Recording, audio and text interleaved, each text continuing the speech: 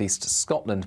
But it's going to turn milder through the night in the west, with the wind picking up and outbreaks of rain arriving by dawn. And it is a damp start to the day, away from Northern Ireland, where we see the rain move through before the sun rises. Elsewhere, it's outbreaks of rain continuing through the morning and into the afternoon. A brief spell of gusty winds and heavy rain as it all clears eastwards. And then brighter skies follow for the afternoon, but further frequent showers affecting Northern Ireland and Scotland.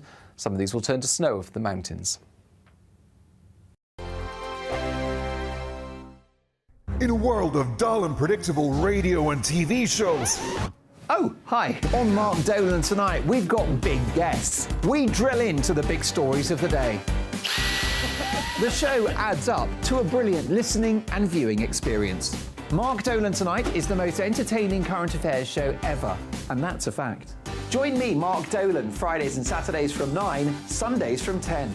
Only on GB News, the People's Channel, Britain's news channel. There's only 3 people you can trust in life. Your doctor, your lawyer, and your nana. I'm not sure. So join me, Nana Aquare, at 3 p.m. every Saturday and Sunday, where we discuss the biggest topics of the weekend. Be ready for battle. Could you be quiet? What is this? It's my new teeth. It's your new teeth. I don't bite. Well, not without a good reason. Always honest, always fun. Every weekend at 3 p.m. on GB News, the People's Channel, Britain's news channel. So Jubes and Kerr, we tackle the issues of the day with real, robust debate, both sides of the fence, battling it out with me in the middle with my forthright opinions and views. And often really interesting things happen because you start with a position and then by the end of the debate you find actually, well, I might not have thought about that one. What we need in this country is 2 new political parties. You should maybe think about doing a 2024 calendar. I'm Michelle Dewberry and I'm keeping you company right through until 7 o'clock this evening. GB News, the People's Channel, Britain's watching. Join us every night on GB News at 11 p.m. for Headliners, which is 3 top comedians going through the next day's news stories, which is exactly what you need, because when the establishment has gone crazy, you need some craziness to make sense of it. Headliners. You don't have to bother reading the newspaper. We've got it covered for you. Every night at 11 p.m. and repeated every morning at 5 a.m. We won't send you to sleep like some of the other paper review shows out there. So join us 11 p.m. every night on GB News. The People's Channel, Britain's news channel. GB News, unlike other broadcasters, isn't obsessed with the London-Westminster bubble. We think there's a nation beyond the M25, and that's why we talk about the issues that matter across the land. Join me on State of the Nation, 8 to 9 o'clock, Monday to Thursday, on GB News. Daisy's listening, and you should too. Every Sunday from 11, join Michael Portillo. There'll be topical discussion, looking at the week before and the week to come. So kick back and relax at 11 a.m. on Sundays on GB News with me, Michael Portillo. GB News, the People's Channel, Britain's news channel. I'm Andrew Doyle. Join me at 7 o'clock every Sunday night for Free Speech Nation, the show where I tackle the week's biggest stories in politics and current affairs with the help of my 2 comedian panellists and a variety of special guests. Free Speech Nation, Sunday nights from 7 on GB News, the People's Channel, Britain's news channel. Nightmare commute. Kick it up a gear with me, Patrick Christie's, at drive time, 3 till 6 p.m, Monday to Friday on GB News Radio. You can listen online and on DAB+, on the smart speaker app, and on the GB News app. And if you've got an Alexa, all you have to say is, Alexa, play GB News. We're also on TuneIn and the Radio Player apps. From the school run to rush hour, get revved up with me, Patrick Christie's, on GB News and GB News Radio.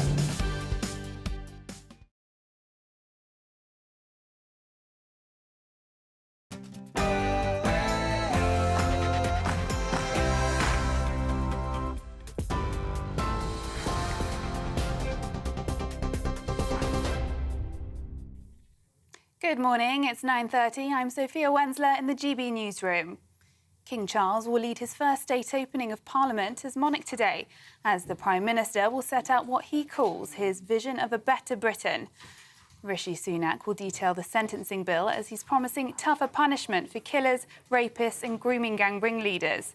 Other measures expected in the King's speech include a law to mandate annual oil and gas licensing in the North Sea, a key dividing line with Labour. Justice Secretary Alex Chalk told GB News how the government will put the criminal justice system at the heart of its plans.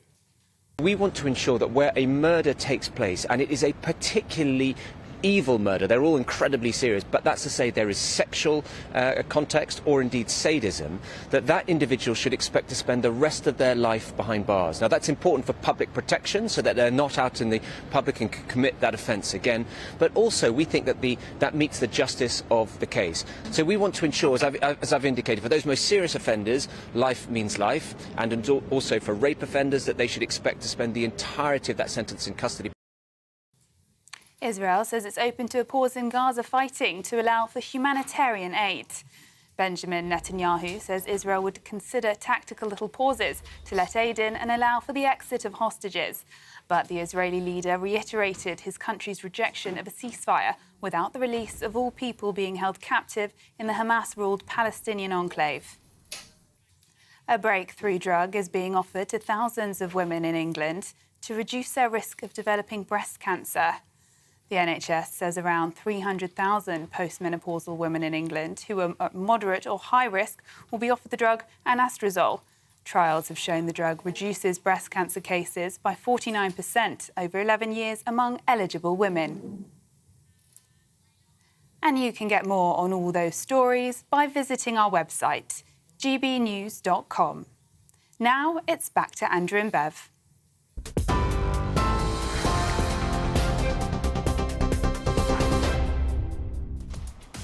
Good morning. Morning, yes, it's 9:30, Tuesday the 7th of November. This is Britain's Newsroom on GB News with Andrew Pearce and Bev Turner. So the King's speech is happening today. The King is going to outline the government's plans in a speech to Parliament. This morning, around 20 bills are set to be introduced.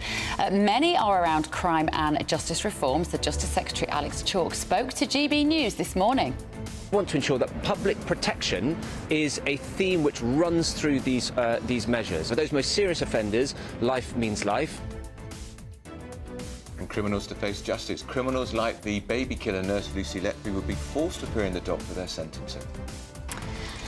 And Shrewsbury Poppy Day. Shropshire Council is supporting a one-day poppy appeal fundraiser organised by the Royal British Legion today. Our West Midlands reporter Jack Carson is there.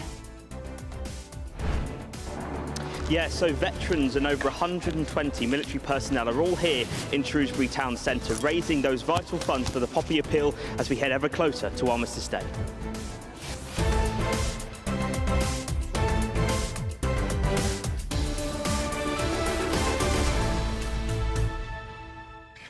So a lot to get through this morning. I was surprised by how much common sense is in the King's speech, let me tell you, so you don't want to miss that. It is expected that the Criminal Justice Bill will be part of the King's speech this morning. It would introduce tougher sentences for grooming gang members and those who murder their partner at the end of a relationship. It's also going to mean for the first time we can rent space in foreign prisons because our own prisons are overflowing. But the big key is the one about Lucy Letby. That's right. Ministers announced the plans earlier this year after high-profile cases of offenders refusing to appear for sentencing, such as the baby killer Lucy Letby. So the government says the bill would make it clear in law reasonable force will be used to make criminals appear in the dock if they refuse. That's right. Now, we had a big debate about this, if you remember, when the Lucy Letby case came about, because, of course, she refused to stand in the dock and to face all of those families whose lives she had ruined beyond all comprehension. And you have a very strong position on this. I think they have to do it, and I think there was a way they could do it. The judge could have said, if she's refusing to do it, her parents are buying a house nearer to the prison, well, she won't be visiting them. Yeah, well, a year. No visits for a year. She'd have been in the dock like a shot. Well, they've agreed now that you can use the police and the prison officers effectively can use reasonable force to get the criminal, the guilty party, to stand in the court. I still think that could be very complicated. I think it could cause a huge amount of disruption and distraction at the sentencing. And you can't guarantee for what that person might say when they're stood there. They don't want to be there. They could shout at the victims' families. The other thing they could do is force the prisoner to have beamed into their cell below the court the victim giving their victim assessment of how this has impacted on their life and the judge's verdict. And all right, they could put their hands in their ears, but that could be fed into the police cell compulsorily. Yeah, well, I think it's still going to... It feels a little bit gimmicky to me, and I understand the families, and particularly the family of Olivia Pratt-Corbell, of course. It was her parents who've campaigned for this, and I understand that having the perpetrator there in the court would offer some sort of closure and some sort of sense of justice. Yeah. But I still think the practicalities are quite difficult to see through. Let's talk to David Davis, former Cabinet Minister, former Brexit Secretary, former Shadow Home Secretary. David, before I ask you specifically about that, what about this King's speech? 20 bills. I do that too. We're going to keep making... 70 years of Queen's speech. Exactly. This is the first King's speech since 1950. It's extraordinary, isn't it? But how many of these are... It's just showcasing, is it? How much of this is going to become law? Oh, pretty much all of it. Will it? Yeah, because, look, I mean, the best bet is that we're not going to have the election before October of next year. Right. We're not going to rush to it until we've got a better shot than we have now. And yes, turkeys don't vote for Christmas. That gives you a full year. That gives you a full year. And a full year is, I mean, the King's speech is generally about what's going to happen in the next year. So it gives you a full year. So I think pretty much all of it will get into law. And I agree that that it's common sense stuff, most of it. I mean, I've arguments with some of it, but it's common sense. What about the Lucy Letby thing? Because that's what triggered the final outrage, wasn't it? Well, the word was closure. You know, what is this about? This is about giving closure to the victims or the parents of the victims or relatives of the victims of these terrible crimes. And so what this is doing is giving the judge one more power, right? And the power to bring... And the judge will make we'll make a decision. You know, are these people going to scream in the court? Yeah. Are they? You know, what's the thing that's going to give most closure? And you know, frankly, being dragged to the court, well, so be it. That's what I think. I mean, you know, when you're arrested, you don't necessarily want to go along. No. The police take you. Yeah. You know, and the same could be true there. And would it be acceptable to gag them? If necessary? No, I don't think you do that. I mean, but no, the judge will have to make that judgment. And if, of course, they start screaming, they can get taken down again. Yeah, you know, if need be. So they're being put through what would frankly be a humiliating ritual. Yeah. But at least the parents, the friends, husbands, wives, whatever, will feel that their cause is being taken seriously by the detail of this as well, David, is that if offenders still refuse, they could get a further 2 years on their prison sentence, but that won't be relevant to some people. Well, it wouldn't be to Lucy Letby. He's got a whole life sentence. In prison for 2 years after you're dead. Yes, exactly. I don't think so. Yeah. Well, of course, it gives you leverage for most cases. I mean, most cases are not whole life sentences. You know, I mean, but which of course is the other part of this bill. Is the whole life sentence. I mean, the actually being. I mean, the thing's driven me mad for my entire adult life is people being given X years and then let out after half of it. Yeah, and they say 3 life sentences and they're out in 15 years. Yeah. Or 10 years. I know. So it makes a mockery of it. And we changed it a bit. When we first came in back in the 2010s, we changed it a bit for the most serious cases, made it 2/3, rape in particular. Yeah. Which was a step in the right direction. I think now the right to have a whole life sentence or a full and to serve the full sentence in serious cases. What about this, David? So the bill will also give police powers to search a property without a court warrant if they've got reliable proof that a stolen item is inside. And this is partly in response to the fact that you can track mobile phones. Yeah. So I could have my mobile phone stolen. I could say to the police, fine, my phone is telling me it's in that house, and now the police don't need a warrant to go and get that. I think this is a truly terrible idea. I mean, look, the right not to have your house invaded by the state, which is what the police are, is as fundamental a part of our liberties as jury trials, as presumption of innocence and so on. And what this is saying is you're going to let the Metropolitan Police, who have got such a good reputation in the last year, make this decision. Now, the whole point about this is you go to a magistrate or a judge, and you can do it in the middle of the night. If you're a copper, you know, you've got the duty magistrate, you call him up, you say, look, we have got evidence on the mobile phone that the phone is in there. That's enough evidence to persuade him. So, you know, you still go through the process. It's still why are they seeking this power then?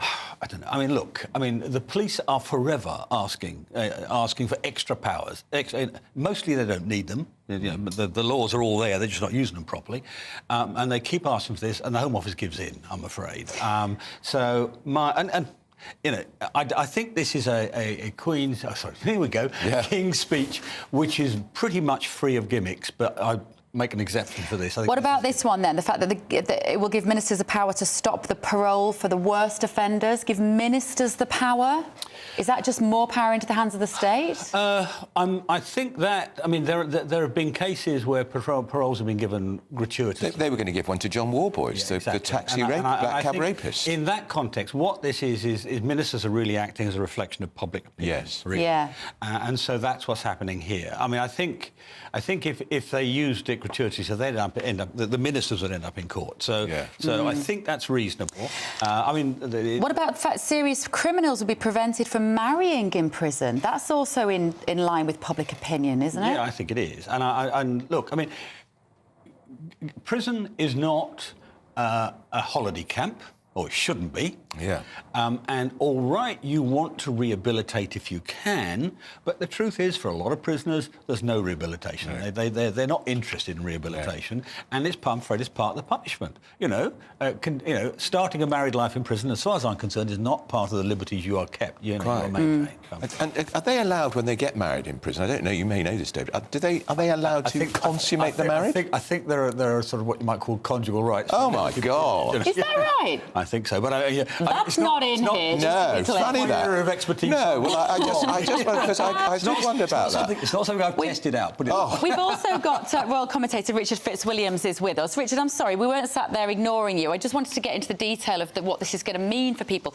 What does today mean for King Charles? As we've heard, people are still tripping over calling it the Queen's speech. Well, exactly, because the Queen opened Parliament 67 times. It was only in 1959 and 1953 when she was pregnant with carrying Prince Edward and also Prince Andrew, and subsequently, of course, as we know, last year, King Charles, when Prince of Wales, and the Duke of Cambridge, and now Prince of Wales, stood in as councillors of state, and King Charles read the speech then. But this is a particularly significant moment. It's also, I think, very, very touching, because in 1952, when the Queen opened Parliament, what we saw was a tribute to her father, George VI, and she praised his selfless service and also indicated that she would do her best, her utmost endeavour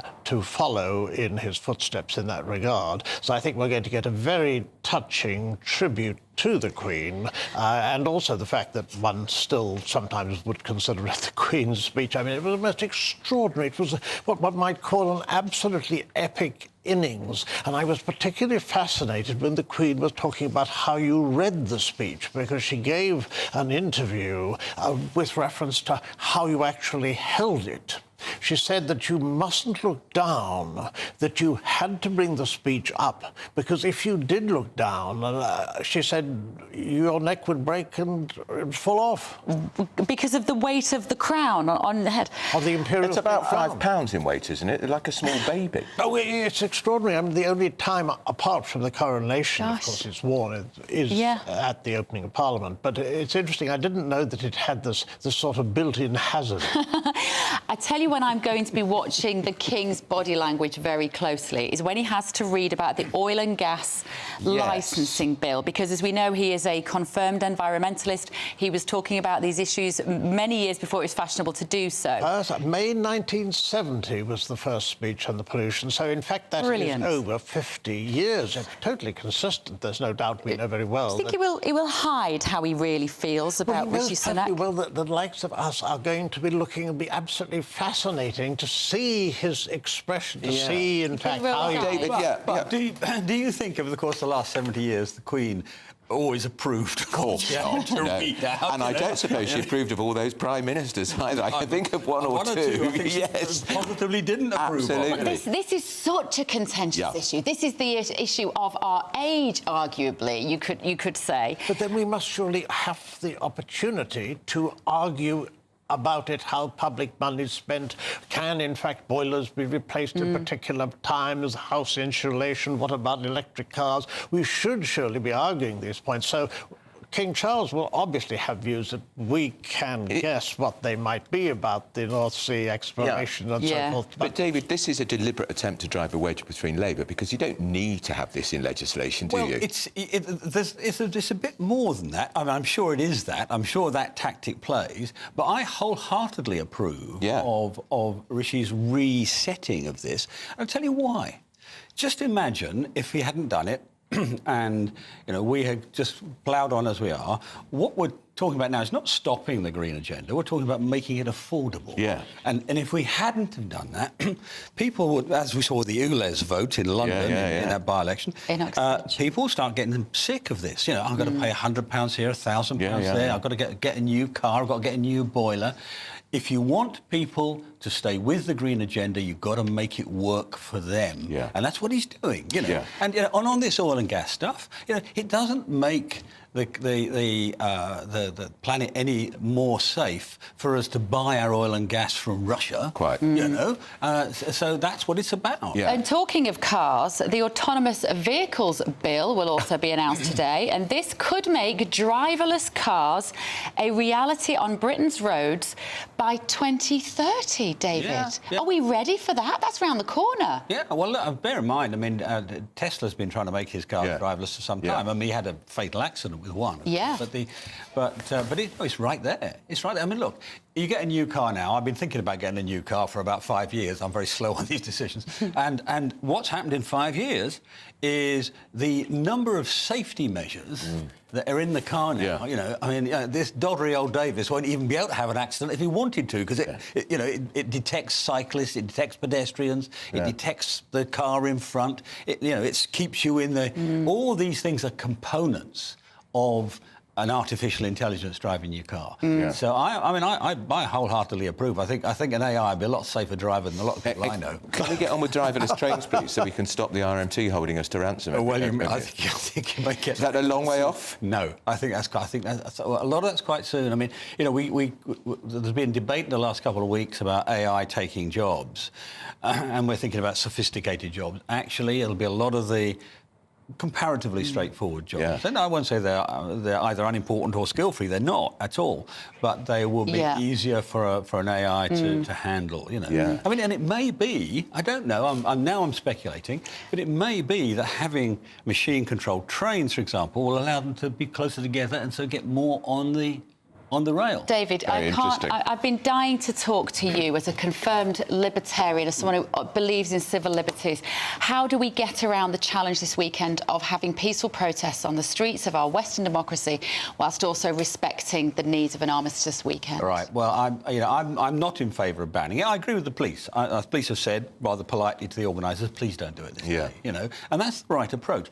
But I'm afraid free speech is the freedom to offend. That doesn't mean anything otherwise. If I'm going to come on here and be bland, you wouldn't have me here, quite rightly. So what can they do? Well, they want to start it in Hyde Park. That's fine. That's nowhere near the cenotaph, right? That's fine. They want to go to the American Embassy. That's fine. That's also nowhere near the cenotaph. But you just say to them, and you're going over Chelsea Bridge. You're not going anywhere near Whitehall. The route will be designed to avoid offending or disrupting existing... And what if they try and go towards Whitehall? The police have to stop them. Police will have rights to stop them. We forget sometimes, you know, that since the 1930s, the police have been able to separate counter-demonstrators. In the 30s, you had the black shirts fighting the communists in the streets of East London. You've always had the right to separate demonstrators, right?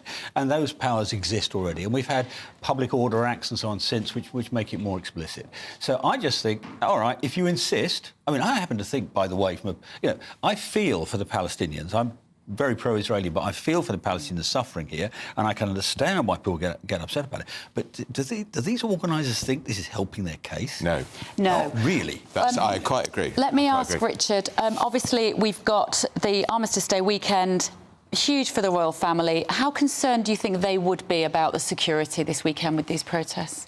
I think that they would appreciate the fact that every single measure that is reasonable would be taken. I mean, there's no doubt at all, of course, security will be absolutely massive, and of course it should be, especially on a weekend that's coming up like this. Yeah, OK.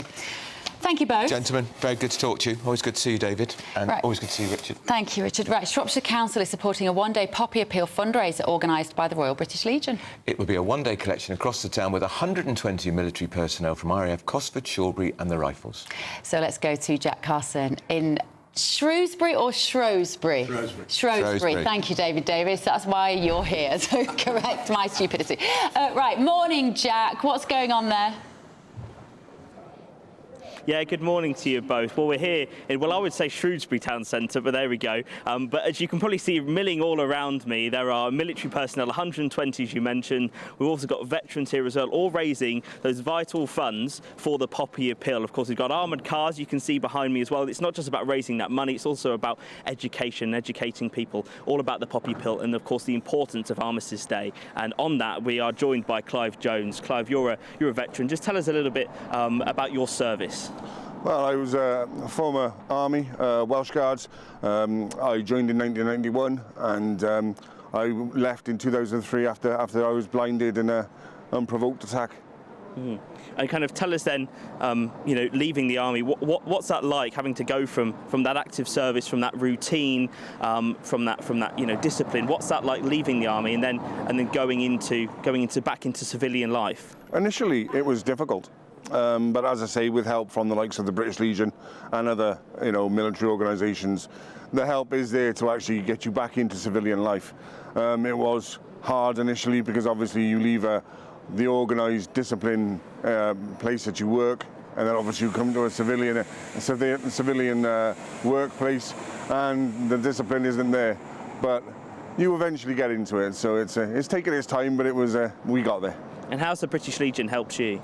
Oh, they've helped me immensely. I mean, initially when I was first blinded, they were there for me. Since then, when things got bad for me, they've been there to help me, especially with the likes of the Battleback programme, which is a centre in Leasehold in Shropshire for you know, wounded, injured and sick personnel, just help them on their road to recovery through adaptive sport. And then they continue to be here for me and my family when I need them.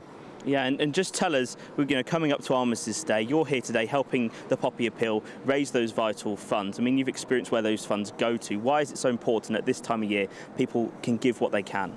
Well, it's very important. I mean, obviously the money that we raise, not only today, but obviously, you know, with other times as well. I mean, the money that goes to the Royal British Legion help injured members of the services, their families, you know, and not only in, you know, financial areas, but obviously with holidays and well-being as well. So it's very important that you, if you can give and afford to give, then please do, because it does go to a very, very good place.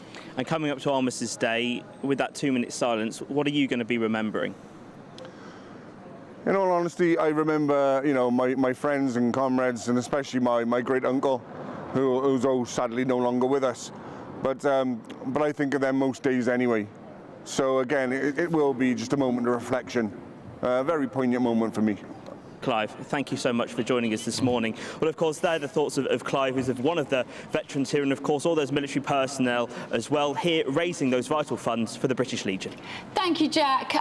You've been getting in touch at home, and Alan has said you keep talking about the King's speech, but you haven't said what time the speech is.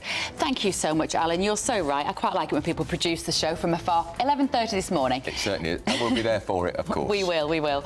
Keep your emails coming in. gbviews@gbnews.com is the email address. We have got a lot to talk about this morning. There is a huge amount in this King's speech, and we're going to be explaining a lot of the detail with it, with lots more expert analysis. Actually, there's a lot in there that I agree with and you agree with. Yeah. And David Davis agreed with too. I was surprised how much common sense there was in there. And it will be the last King's speech for the election, so it's important. This is Britain's Newsroom on GB News. Hello, a very good morning to you. It's Aidan McGibbon here from the Met Office with the GB News forecast. It's a chilly start out there for some of us, but bright skies to follow for much of the morning and into the afternoon, albeit with a fair number of showers still around through today. The coldest weather, northeast Scotland, a few mist and fog patches to clear through the morning. They will clear, and then it's another day of sunny spells and showers. The showers will be frequent and quite heavy in the west first thing. They'll tend to ease into the afternoon, whilst the odd one will pop up further east at this stage. Quite a breeze continuing as well. That's going to make it feel on the cool side, but temperatures won't stray far from the average for the time of year, 12 or 13 in the south, 10 or 11 further north. The showers do tend to fade away into the evening, although 1 or 2 will continue in the west. Clear skies then becoming prevalent, especially for eastern parts during the early hours, and as a result temperatures will fall away with once again a touch of frost possible, especially for northeast Scotland. But it's going to turn milder through the night in the west, with the wind picking up and outbreaks of rain arriving by dawn. And it is a damp start to the day away from Northern Ireland, where we see the rain move through before the sun rises. Elsewhere, it's outbreaks of rain continuing through the morning and into the afternoon. A brief spell of gusty winds and heavy rain as it all clears eastwards. And then brighter skies follow for the afternoon, but further frequent showers affecting Northern Ireland and Scotland. Some of these will turn to snow over the mountains. We are talking about the King's speech this morning. We're looking at the detail here, Andrew and I. We're on the edge of our seats. We're quite excited about this, aren't we? It looks, from what we know, a good speech. And it is the first King's speech, of course, for 70 years. That's right. And there is an awful lot of law and order. But I do ask this question, why take so long? You have been in power for 13 years, you Tories. But still, they're getting there, slowly. There's lots in it. Leasehold reform, autonomous vehicles, oil and gas licensing and offensive weapons. Don't go anywhere. We'll give you the detail on all of it. Britain's Newsroom.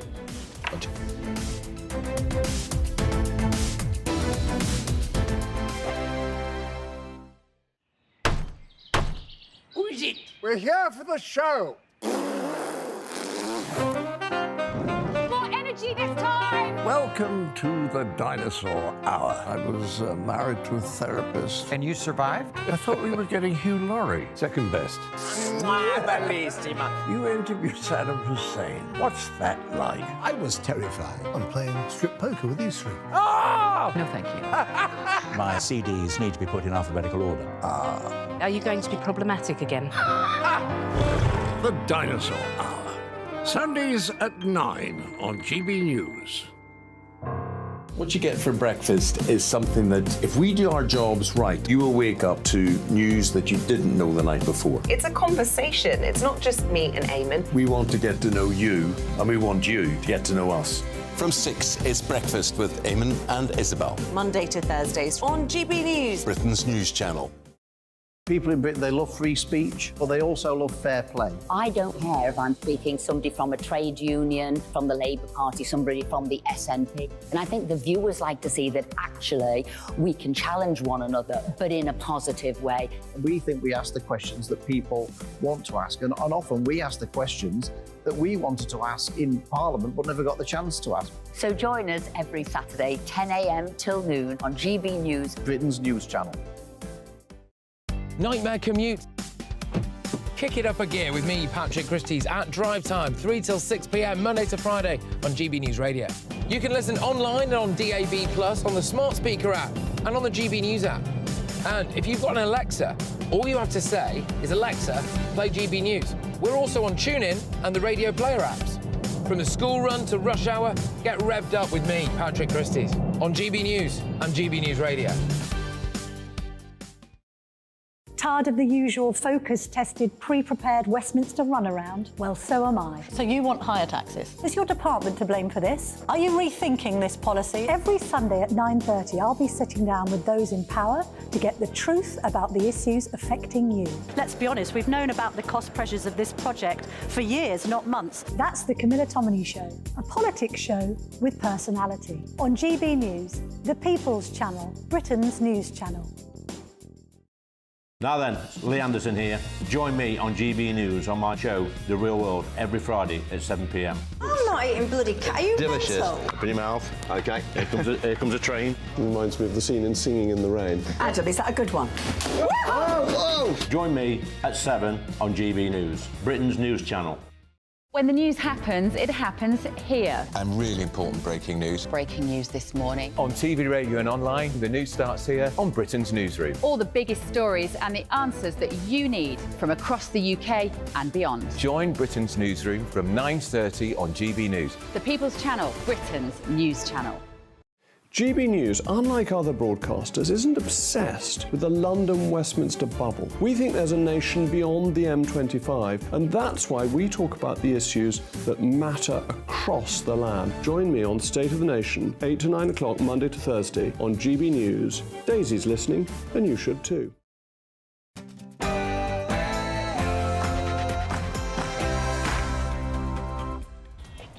10 o'clock on Tuesday, the 7th of November. This is Britain's Newsroom on GB News with Andrew Pearce and Bev Turner. It's the King's speech, the first for 70 years. It will outline the government's plans in Parliament this morning. He'll be leaving Buckingham Palace in around 1 hour. GB News royal correspondent Cameron Walker has all the latest. The King will be opening Parliament for the first time as monarch, but will he be keeping with the traditions of Queen Elizabeth II? Find out shortly. Thank you, Cameron. So is today the last roll of the dice for the Tories?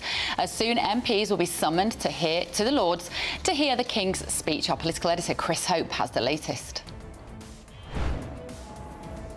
It's a huge day here in Westminster, but behind the pomp and circumstance, it's all about the election. Cold, hard politics rules the day. And oil protesters on the rampage. Yes, it's them again, Just Stop Oil. They smashed a National Gallery painting yesterday. 2 people have been arrested. One of their members will join us shortly to discuss their tactics.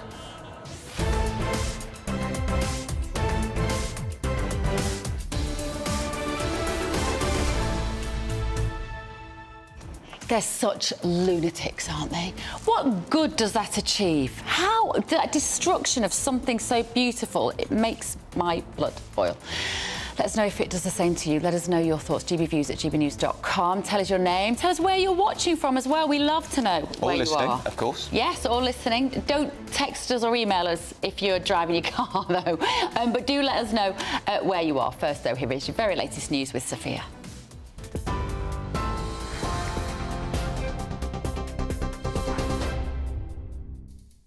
Good morning, it's 1 minute past 10. I'm Sophia Wensler in the GB Newsroom.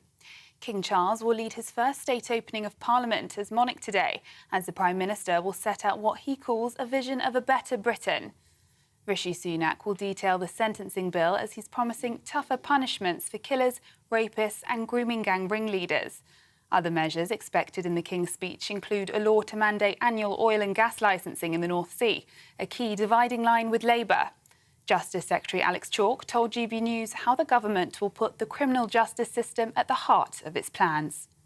We want to ensure that where a murder takes place, and it is a particularly evil murder, they're all incredibly serious, but that's to say there is sexual context or indeed sadism, that individual should expect to spend the rest of their life behind bars. Now that's important for public protection so that they're not out in the public and can commit that offence again, but also we think that that meets the justice of the case. So we want to ensure, as I've indicated, for those most serious offenders, life means life, and also for rape offenders that they should expect to spend the entirety of that sentence in custody. Meanwhile, Labour's Pat McFadden isn't impressed with the government's plans. The Shadow Chancellor of the Duchy told GB News the Tories are not the party for change. I am frustrated by is that it seems so empty and the country's challenges are so big. And at the Conservative Party conference a few weeks ago, the Prime Minister said it's time for a change. And the answer to that call for change is 5 more years of the people who messed it up in the first place. Now, I half agree with the Prime Minister. It is time for a change. There is real change on offer, but you're not going to get it from the Conservative Party. You're only going to get it from the Labour Party. Israel says it's open to a pause in Gaza fighting to allow for humanitarian aid. Benjamin Netanyahu says Israel would consider tactical little pauses to let aid in and allow for the exit of hostages. But the Israeli leader reiterated his country's rejection of a ceasefire without the release of all people being held captive in the Hamas-ruled Palestinian enclave. It comes as the United Nations chief says Gaza is becoming a graveyard for children. G7 foreign ministers are meeting in Japan today to discuss coming together in the face of the Gaza crisis. Grocery price inflation has fallen to single digits for the first time in 16 months. Kantar says it's the 8th consecutive decline in the rate of price rises since the figure peaked in March. However, consumers are only seeing year-on-year price falls in a limited number of categories, including butter, dried pasta and milk. Spending on promotions has now hit 27.2% of total grocery sales as shoppers continue to try to cut their bills. Captain Sir Tom Moore's daughter has lost an appeal against the demolition of an unauthorised spa at her home. Hannah Ingram Moore and her husband had appealed against the demolition order by Central Bedfordshire Council. They used the Captain Tom Foundation name on the first proposal, with revised plans then turned down. The organisation, which was founded in June 2020 in honour of Sir Tom, is currently being investigated by the Charity Commission. UK house prices rose for the first time in 6 months in October, marking the first monthly increase since March. According to Halifax, the average house price jumped by around £3,000 month on month. The mortgage lender says prices rose by 1.1% on average compared to the fall of 0.3% in September. The typical UK home was valued at almost £282,000 in October, up by £3,000 on the previous month. Amazon workers are launching a series of strikes today in a long-running dispute over pay. Members of the GMB union at the online giant's Coventry site will walk out for 3 days and again on Black Friday at the end of the month. The union announced around 1,000 workers will be on strike after criticising a pay offer it said was worth £1 an hour. And a breakthrough drug is being offered to thousands of women in England to reduce their risk of developing breast cancer. The NHS says around 300,000 postmenopausal women in England who are at moderate or high risk will be offered the drug, anastrozole. Trials have shown the drug reduces breast cancer cases by 49% over 11 years among eligible women. Petrol theft has risen sharply in Britain, and it could be down to systematic criminal activity. Data from the RAC found there were almost 40,000 incidents between July and September this year. It's estimated these incidents are costing stations an average of £10,500 each year. Most of the incidents are likely to relate to drive-offs when someone fills up the vehicle without paying and then leaves. This is GB News across the UK, on TV, in your car, on your digital radio and on your smart speaker by saying play GB News. Now it's back to Andrew and Bev.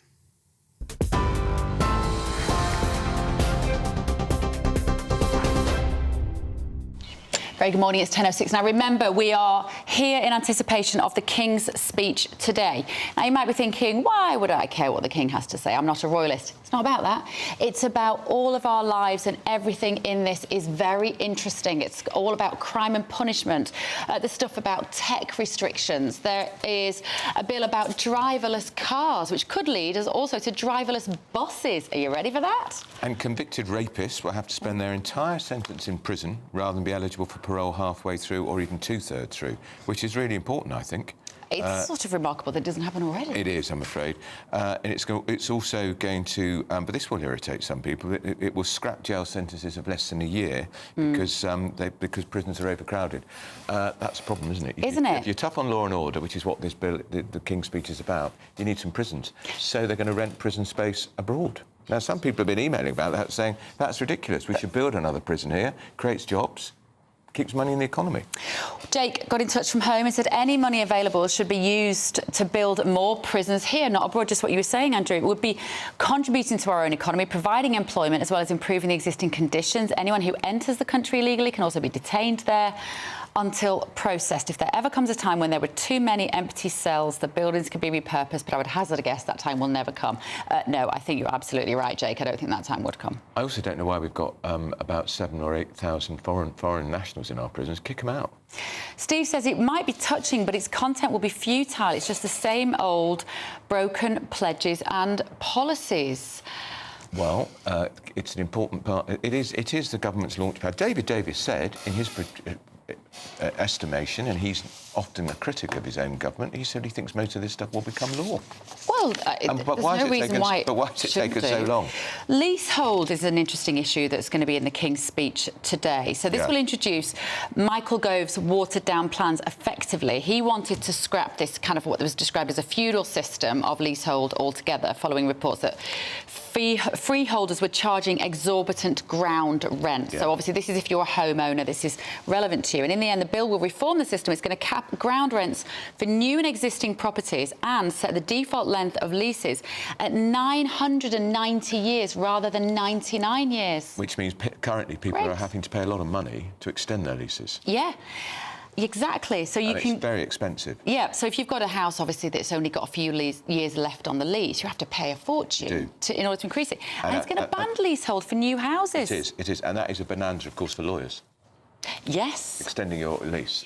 All sorts will come out of this speech today. We're seeing some live pictures now of Buckingham Palace. Can I just say, in the pictures earlier of Cameron and also Christopher Hope at Westminster, what a beautiful day it is in London today. It is. The sun is shining, the trees are orange. And this is pomp and pageantry at its best. And I know some people say it's Britain at its worst, it's old-fashioned, but I think it's fantastic. There'll be thousands of people lining the streets to see the King in procession with Queen Camilla, and it's a rare opportunity to see the King in his crown. Yeah, you know, we talk a lot, don't we, about our traditions being eroded in this country, and sometimes it's hard to know what it is to be British and our identity. On a day like today, I love this visual representation of who we are and our hundreds of years of tradition. And you know what will be happening in the Commons as we speak? The yeomen of the Guard will be going through the cellars to make sure there are no gunpowder plotters. That's right. Another great tradition, because, of course, Guy Fawkes was 1605.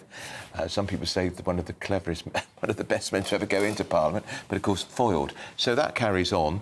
And as the King drives to Parliament, a Conservative whip will be held hostage in Parliament, in Buckingham Palace. They'll give him a gin and tonic if he wants one, or it could be a female whip. And the idea is that if Parliament decides to capture the monarch, which they might have done hundreds of years ago, they've got a hostage. But I don't think anybody would care about the Tory whip, do you? They'd say, keep him. Do we have this bit where the door is slammed in the face 3 times. of Blackrock or something? The door is slammed in the face of Blackrod, who then knocks on the door 3 times. And because that door has been knocked on 3 times for hundreds of years, there are actually small dents on the door. All that to look forward to. Don't go anywhere this morning. We're joined now by the former editor of The Independent, Chris Blackhurst. Good morning, Chris. I can see you smiling there at us, kind of picturing, because some of it does seem ridiculous, doesn't it? But I like these traditions. I love the fact that we're still doing these slightly ludicrous and dramatic acts. Yeah, I'm sort of debating in my own mind whether I'd pay the ransom for the Tory whip. Well, quite. I don't think many people would pay the ransom, Chris. That's the trouble. I don't know which whip it is. But this, on a serious note, for the Conservatives, this is last chance saloon, isn't it? I was at a reception last night with Tory MPs, and they said there's got to be some firecrackers in there if they're going to turn the polls round. What are they? 20 points behind currently? Yeah, I mean, this is the last one before the election. Everything in here they've got to try and get through. We sort of know what's going to be in it. There's going to be a lot of law and order, and that's designed to put a break between the Tories and Labour. But yes, this is make or break for Rishi Sunak.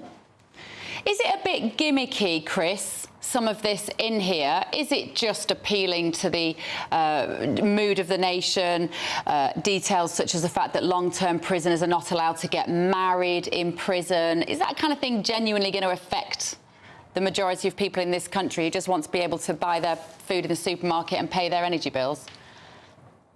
Well, there is this weird thing going on, because it's almost like this I was about to say Queen's speech. This King's speech was divorced from what's happening in the country. So you've got cost of living crisis, you've got inflation, you've got energy bills. None of that is in this speech. None of it's in there at all. This is a pure election gimmick, really. But you know, let's be honest, Labour would be doing exactly the same thing if they were in power. You know, this is a way of saying we're the party of law and order, you're not the party of law and order, disagree with any of this. And it's cleverly designed. They know that there's some policies here, particularly on the law and order side, and even on the North Sea oil and gas, that Labour don't agree with. And so they're trying to drive a wedge between now and the election. Do you think, I mean, because I remember what Jim Callaghan said in 1979, sometimes people have just made their mind up, it's time for change. He couldn't possibly have been old enough. You say the nicest things, Chris. I was voting in my first ever general election that year. But he did say, didn't he, Callaghan, sometimes people have just made their mind up, it's time for a change. And it sort of feels like that to me now. People have thought, it'll be 14 years come next year, the next election, time for a change. this might surprise you, Andrew. I'm more sceptical. I sort of think that at the back of my mind is the fact the country has never embraced Keir Starmer. Not in the way that it did with Tony Blair, and I just wonder somehow either narrow the defeat or even pull the rabbit out of the hat. OK, we're struggling a little bit with your audio, Chris, so we're going to say goodbye for now, but thank you, former editor of The Independent, Chris Blackhurst. Interesting point he's making, though, isn't it, that the country hasn't embraced Keir Starmer, and I can remember the excitement about Blair, and it was so obvious that the Tories were going to be beaten massively. I don't sense that, but I do sense that people think, oh, they've had enough. We think give time for the other side to be given a chance. And while the country hasn't embraced Starmer, I don't think they've massively embraced Rishi Sunak. No, they haven't at all. They think he's a nice bloke and he's efficient and he's a technocrat, but is he a great visionary leader? No, I don't think so. I don't know. I feel, but there's the answer. I don't know. I feel like I'm not quite sure what he stands for. Well, that tells you everything, doesn't it? This is I think this is the best King's speech I've seen. Best Queen's King's speech for years. So and so perhaps he is now showing us in his true colours. Well, let's talk to our royal correspondent Cameron Walker, who's outside Buckingham Palace, and our political editor Chris Hope's in Westminster. Let's go to Chris first. Chris, this is a proper Tory King's speech, isn't it? That's right. You've got criminal justice at the heart of it, Andrew, and you are right there. But it's quite a bold play here to show what the Tory party is all about, which is cutting down on crime, making the streets safer. They have got a good record on crime, the government has. Crime is down to record levels, the ONS say, record low levels, I should say. Murders are down, violent crime is down. Of course, theft in shops is up. We know about that. But they have got quite a good story. They want to trumpet that and try and make clear that they can show that to the public. And this is really Rishi Sunak's only chance, maybe, to set out an agenda. Looking at the polls, he may not be winning next election if the polls stay where they are. So here's his chance to set his agenda. The briefing that Britannia give us are saying this is all about the long-term future of the country, making these tough choices, the change policies we heard about at the party conference. They're trying to differentiate that with they see Keir Starmer as someone who moves with the public opinion and is never still on one thing. So that's the idea behind it, and whether it comes off, we'll see. There are traps in there, of course, about oil and gas licences, laws to make sure the government issues those annually. Would Labour withdraw those? And as Bev was saying there, measures on self-drive cars. Also, there's a regulator for the football, the top 5 football divisions. There's measures to stop smoking, all sorts of things. So it's interesting. I think it is quite a punchy, quick King's speech. But I think in politics, we're looking at tax and spend, and that's really in the autumn statement in 2 weeks' time.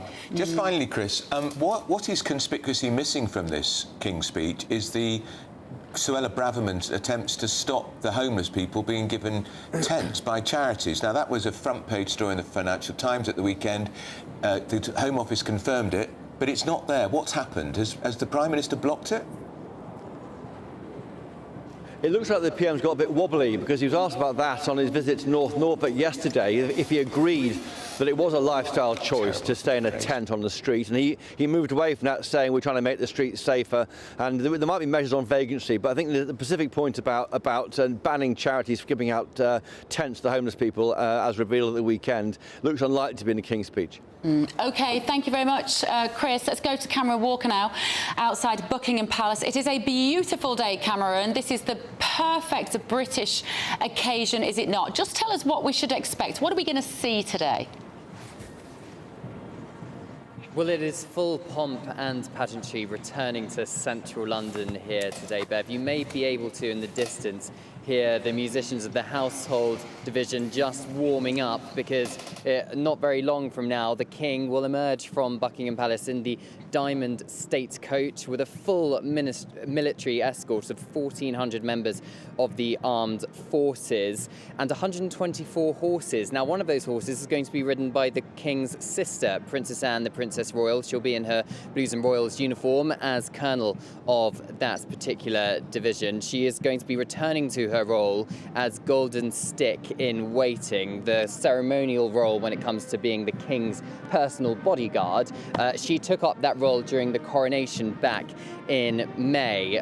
Queen Camilla is also going to be accompanying the King. She is expected to be wearing her coronation dress once again, and for the first time she's going to be wearing a crown which used to be worn by Queen Elizabeth II.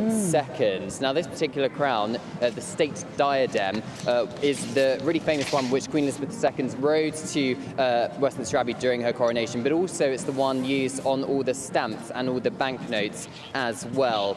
The King, when he arrives at the House of Lords and has put on all his robes, including the robe of state and the Admiral of the Fleet's Royal Naval dress, he will also be wearing the Imperial State Crown. Now, we haven't seen him wear this since the King's coronation, and we haven't seen this physically worn by a monarch since 2016. That was the last time that Queen Elizabeth II physically wore the crown. Now, it's very heavy, it's over 1 kilogram, and she famously once said that she had to take the speech up to read it, the monarch's speech up to read it, rather than put her head down, because if she does that, her neck would break. That's what Queen Elizabeth II said. So no doubt the King has heeded her words when he reads it today. Now, this could be a bit of a challenge for the King. We know as Prince of Wales, he was criticised from time to time, perhaps straying too close to the political line. But as sovereign, he has taken after his mother, Queen Elizabeth II, and has remained very apolitical. But we do know there are hints that there are going to be some climate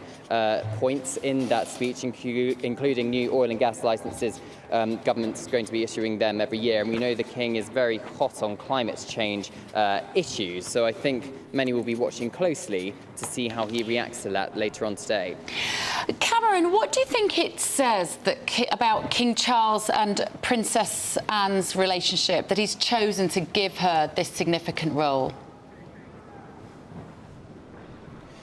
I think it shows that they are incredibly close. If you remember back to, well, you won't remember, but in 1952, for Queen Elizabeth II's first state opening of Parliament, the little Prince Charles at the time and Princess Anne were at Clarence House watching on the wall, as we're told, as the procession marched past down the Mall. And since then, of course, the King and Princess Anne have remained incredibly close. And there has been a lot of turmoil privately within the family over the last decade, particularly with the departure of Prince Harry and Meghan to move to California, and, of course, the fallout of Prince Andrew having to step back as a working member of the royal family, which is why perhaps it's very important for the King to have these close family relationships with his sister, Princess Anne, who's been given, as you say, a very special role today as golden stick in waiting, and of course Prince William as well, who's in Singapore representing the country out there.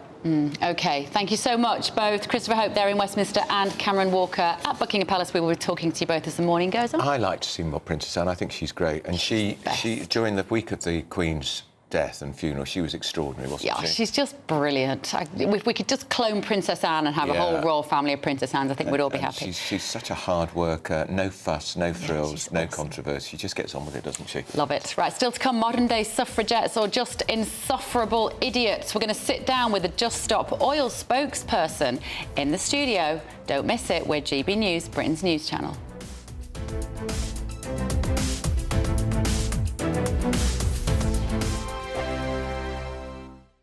In a world of dull and predictable radio and TV shows. Oh, hi. On Mark Dolan tonight, we've got big guests. We drill into the big stories of the day. The show adds up to a brilliant listening and viewing experience. Mark Dolan tonight is the most entertaining current affairs show ever, and that's a fact. Join me, Mark Dolan, Fridays and Saturdays from 9, Sundays from 10. Only on GB News, the People's Channel, Britain's news channel. There's only 3 people you can trust in life. Your doctor, your lawyer, and your nana. I'm not sure. So join me, Nana Acquare, at 3 p.m. every Saturday and Sunday, where we discuss the biggest topics of the weekend. Be ready for battle. Could you be quiet? What is this? It's my new teeth. It's your new teeth. I don't bite. Well, not without a good reason. Always honest, always fun. Every weekend at 3 p.m. on GB News, the People's Channel, Britain's news channel. So Jubes & Co, we tackle the issues of the day with real, robust debate, both sides of the fence, battling it out with me in the middle with my forthright opinions and views. And often really interesting things happen because you start with a position and then by the end of the debate you find actually, well, I might not have thought about that one. What we need in this country is 2 new political parties. You should maybe think about doing a 2024 calendar. I'm Michelle Dewberry and I'm keeping you company right through until 7 o'clock this evening. GB News, the People's Channel, Britain's watching. Join us every night on GB News at 11 p.m. for Headliners, which is 3 top comedians going through the next day's news stories, which is exactly what you need, because when the establishment has gone crazy, you need some craziness to make sense of it. Headliners. You don't have to bother reading the newspaper. We've got it covered for you. Every night at 11 p.m. and repeated every morning at 5 a.m. We won't send you to sleep like some of the other paper review shows out there. So join us 11 p.m. every night on GB News. The People's Channel, Britain's news channel. GB News, unlike other broadcasters, isn't obsessed with the London-Westminster bubble. We think there's a nation beyond the M25, and that's why we talk about the issues that matter across the land. Join me on State of the Nation, 8 to 9 o'clock, Monday to Thursday, on GB News. Daisy's listening, and you should too.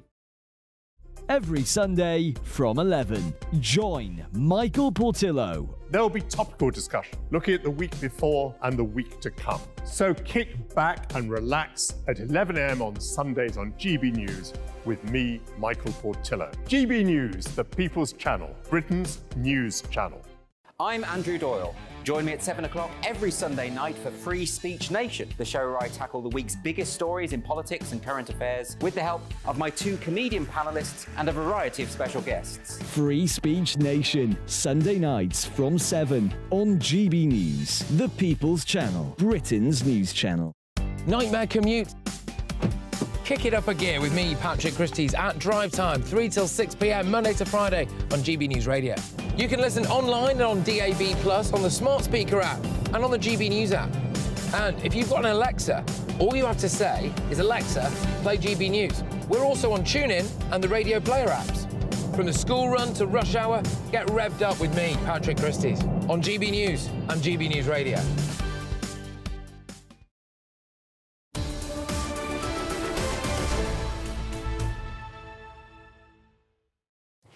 And it's 10:26. You're with Britain's Newsroom on GB News with Andrew Pearce and Beck Turner. So in the King's Speech, the government is expected to include legislation forcing ministers to conduct an annual oil and gas licensing round. This came out yesterday, and it sent those people from Just Stop Oil, who you know we love and hate in equal measure, into a bit of a spin. That's right. 2 protesters were arrested after glass protecting the Rokeby Venus painting at the National Gallery in London was smashed. About 100 arrests were also made by the police as Just Stop Oil were causing chaos marching on Whitehall. So Dr Patrick Hart is a spokesperson for Just Stop Oil and joins us now. I have to say, Patrick, I do admire the fact that you and your lot will have these conversations with us. A lot of the time, people who are trying to make social change do it behind closed doors, and they won't have these really difficult conversations because we are, as 2 people sitting here, we are furious about these sorts of protests, the destruction, the pointless damage to a picture like this, the disruption to people's lives, and the awful lengths that you're going to, which don't make any difference whatsoever to whether we should have more oil and gas licences. So I take your point, the outrage caused by this. I've been involved in lots of these types of actions myself, and I see it from my family, from my friends. They are annoyed, they're angry, and I understand that. It's a natural reaction. But then what they say is, I admire you for standing up for your values. So I'm a doctor, and I became a doctor because of my core values, and that is that I want people to be safe, to live their life in safety, to be able to do what they want, be around their family, have a happy life. Are you a medical doctor? I'm a GP. Yeah. So every day I go to work, and my number one concern is keeping my patients safe. And that is the exact reason why I am doing these actions, to keep people safe. But you know, on occasions, the tactics of Just Stop Oil has meant ambulances have been unable to get to hospital because you disrupted the traffic so badly. How does that equate with your Hippocratic oath about keeping people safe as a doctor? So, I have a real problem with this. So, well, it's not as big a problem as the person in the ambulance does. Well, listen to what I've got to say. We asked for a freedom of information request to the ambulance service, and no emergency ambulance has ever been delayed by Just Stop Oil. And I think what you're doing, unfortunately, is fear-mongering, and you're trying to make Just Stop Oil supporters sound like scary people. So what I want to say to you is, well, I'm sat here in front of you. I'm a family doctor. I've been a family doctor now for 5 years and a doctor for nearly 14 years. All I've done up until becoming a supporter of Just Stop Oil is go to work and look after families and their children, OK? Am I really that scary? Or maybe, am I just a normal person? I find you absolutely terrifying. I find that absolutely terrifying. And the worst kind of doctors are those who sit there and say, it is my job to keep you safe. This awful patrician attitude, as though that person's health, that person's well-being, is also partly their responsibility. And that idea that it is your job to keep me safe, it is not your job to keep me safe. It isn't. I take your point. So, I mean, I would challenge that. The duties of a doctor, as outlined by my regulator, the GMC, are patient safety is your first priority. So with fully informed consent on the part of the patient. This is the oath that I've taken. But no, you're right. Whose job really is it to keep us safe? Actually, it's our government's job. And in the past, at times of war, at times of economic collapse, great turmoil and disaster, the government has kept us safe. Now, in 2023, the government is doing the exact opposite. Every time the government says we're going to drill for more oil in the North Sea, they are putting our lives in danger, British people's lives in danger. I disagree. And killing us, OK? I disagree, and you can find scientists who would disagree with you and say that they do not have that same consensus. If we look really, really hard, maybe we'll find one, but 99.9% of scientists around the world, and might I add, global doctors and healthcare workers. We've seen just last week a joint letter from the representatives of 3 million doctors around the world say new oil and gas means death for our patients. So let's just keep importing gas from Russia then, shall we? No. And how is that environmentally friendly? No.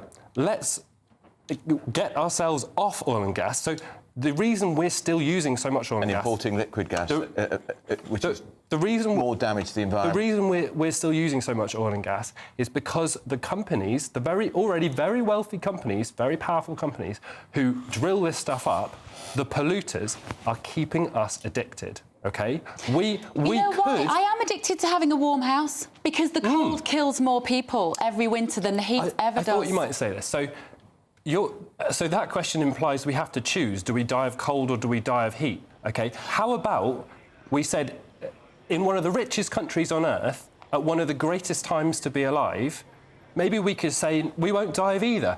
We could insulate our homes and install heat pumps. Protest about that. Protest about that. I am. Heat pumps, which in the middle of summer, you flick a switch and it becomes an air conditioner, OK? How does smashing a painting at the National Gallery help this? Let me finish. Nobody has to die of heat or cold, all right? Why on earth do we accept either of those things? How does smashing a painting help? OK, so the painting, which wasn't smashed, the glass was smashed, is the exact painting that over 100 years ago, back in 1914, you've already said it yourself, the suffragettes actually slashed the painting, OK? At that time, the world we were living in was, again, a world where politics was broken. Women had been asking nicely for the vote for a very long time, OK? And then finally, a group of women got together, ordinary women got together and said, what are our values? What do we really care about? We care about equal rights for women, and we are not going to be ignored any longer. They slashed that painting, and now we build statues of them, OK? It is so offensive to me. I am almost impossible to offend, Patrick, but I find it so offensive to compare the suffragettes protesting for women to have the vote, to take part in our democracy, with you deciding, with Just Stop Oil deciding that there's a consensus on the science. The very definition of science is there's never a consensus. That was the scientists. And that you've all decided that for my benefit, you need to cause this kind of disruption in London, this kind of damage across London and Europe. It is not your place to make that decision for other people. So the two people who did Just Stop Oil supporters who took part in this action, they actually are, I think they were 20 and 22. They're young people. They are actually doing it because they're fighting for their own lives, OK? They have to live with the consequences of the decisions being made. Well, they're going to have a criminal record now, so... Well, so why would someone say, OK, I accept a criminal record, because actually that's better than what's coming down the line to me? Because they're young kids who don't know what they're doing. Because they are well informed and they are standing up for their values. They're young kids standing up against an act of genocide, which is new oil and gas. It is an act of genocide. That is an over-the-top statement. I'm afraid that it's just the truth. Why do you go? Your tactics are ludicrous. If you don't like it... And the narrative you're painting here is over the top. If you don't like it, I don't blame you. Genocide is a terrifying word, but unfortunately, that is the truth. So, what I've got to say is no new oil and gas, and anyone listening to this, come and join us. Saturday, the 18th of November, Trafalgar Square, midday. Get down there, join Just Stop Oil. Well, you make your... Dr. Patrick, you defend your corner. The fact that you have these conversations. Yeah. We respect you for doing that. I don't respect you for your actions, but thank you so much. Right, we've got a lot more this morning. Prince Huffy, Harry and Meghan insist that Charles snubbed them over his 75th birthday party. Yeah, right. Who believes that? Well, I don't believe it. He didn't walk so they could swim. Captain Tom Moore's family has lost that planning application appeal against the demolition of their unauthorised spa and pool. What a mess they've made of that charity. That and much, much more after your morning's news with Sophia.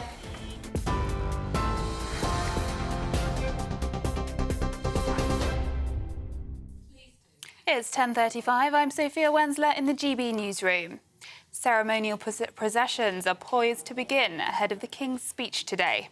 The King will lead his first state opening of Parliament as monarch. The speech will include what the Prime Minister calls his vision of a better Britain. It'll detail the sentencing bill as Rishi Sunak is promising tougher punishment for killers, rapists and grooming gang leaders. Other measures expected in the King's speech include a law to mandate annual oil and gas licensing in the North Sea, a key dividing line with Labour. Justice Secretary Alex Chalk told GB News how the government will put the criminal justice system at the heart of its plans. We want to ensure that where a murder takes place, and it is a particularly evil murder, they're all incredibly serious, but that's to say there is sexual context or indeed sadism, that individual should expect to spend the rest of their life behind bars. Now that's important for public protection so that they're not out in the public and can commit that offence again, but also we think that that meets the justice of the case. So we want to ensure, as I've indicated, for those most serious offenders, life means life, and also for rape offenders that they should expect to spend the entirety of that sentence in custody. Israel says it's open to a pause in Gaza fighting to allow for humanitarian aid. Benjamin Netanyahu says Israel would consider tactical little pauses to let aid in and allow for the exit of hostages. But the Israeli leader reiterated his country's rejection of a ceasefire without the release of all people being held captive in the Hamas-ruled Palestinian enclave. A breakthrough drug is being offered to thousands of women in England to reduce their risk of developing breast cancer. The NHS says around 300,000 postmenopausal women in England who are at a moderate or high risk will be offered the drug, anastrozole. Trials have shown the drug reduces breast cancer cases by 49% over 11 years among eligible women. And you can get more on all of those stories by visiting our website, gbnews.com.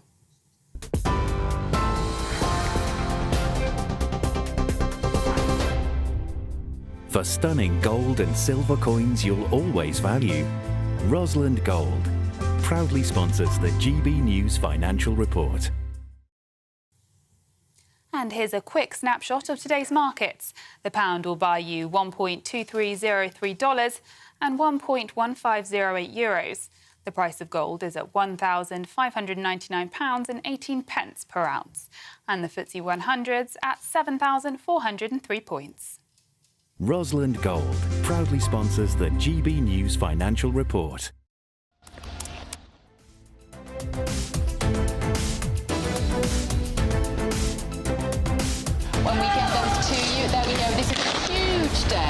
Yeah, first King's speech since 1950, and he is going to have a very uncomfortable journey to the Palace of Westminster because that carriage is old and very bumpy, and there is no suspension. No suspension, no springs in the seat.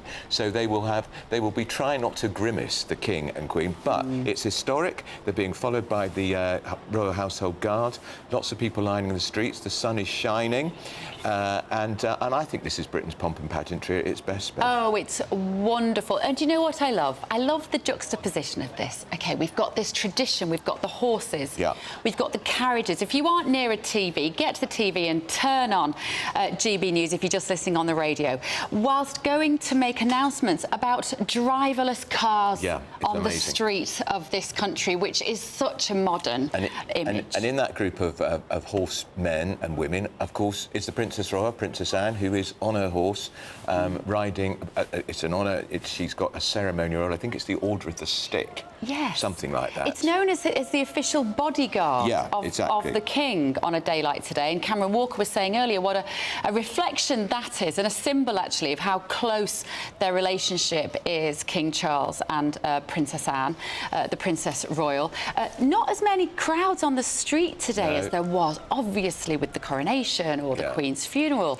But we've still got people lined up there behind the fence. It's actually a brilliant day if you were in London. Yeah, and I wonder if he's grumbling to Queen Camilla about what he's got to say in the speech, because we know he will not be too pleased about the fact the government is writing into legislation for the first time. There will be an annual auction of North Sea oil and gas licences, which actually I'm all in favour of. And he will be greeted. He will enter his own entrance because there's a sovereign's entrance at the House of Lords, and of course he wouldn't go through the commoners because.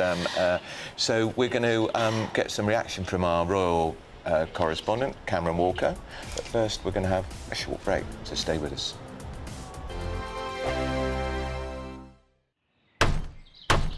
Who is it? We're here for the show.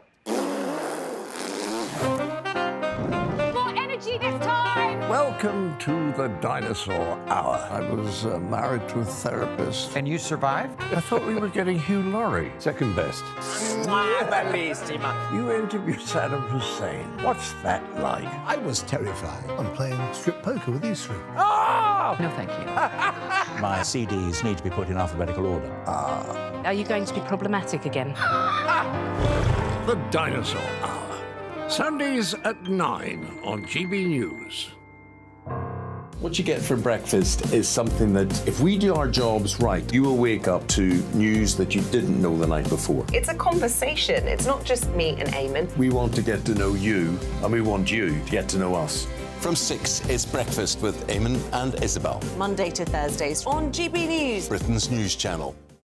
People in Britain, they love free speech, but they also love fair play. I don't care if I'm speaking somebody from a trade union, from the Labour Party, somebody from the SNP. And I think the viewers like to see that actually we can challenge one another, but in a positive way. We think we ask the questions that people want to ask, and often we ask the questions that we wanted to ask in Parliament but never got the chance to ask. So join us every Saturday, 10 a.m. till noon on GB News, Britain's news channel. Nightmare commute. Kick it up a gear with me, Patrick Christie's, at drive time, 3 till 6 p.m, Monday to Friday on GB News Radio. You can listen online and on DAB+, on the smart speaker app and on the GB News app. And if you've got an Alexa, all you have to say is, Alexa, play GB News. We're also on TuneIn and the Radio Player apps. From the school run to rush hour, get revved up with me, Patrick Christie's, on GB News and GB News Radio. Tired of the usual focus-tested, pre-prepared Westminster runaround? Well, so am I. So you want higher taxes? Is your department to blame for this? Are you rethinking this policy? Every Sunday at 9:30, I'll be sitting down with those in power to get the truth about the issues affecting you. Let's be honest, we've known about the cost pressures of this project for years, not months. That's the Camilla Tominey Show, a politics show with personality. On GB News, the People's Channel, Britain's news channel. Now then, Lee Anderson here. Join me on GB News on my show, The Real World, every Friday at 7 p.m. I'm not eating bloody cat. Are you Delicious. mental? Open your mouth. OK, here comes a train. Reminds me of the scene in Singing in the Rain. Adam, is that a good one? Join me at 7 on GB News, Britain's news channel.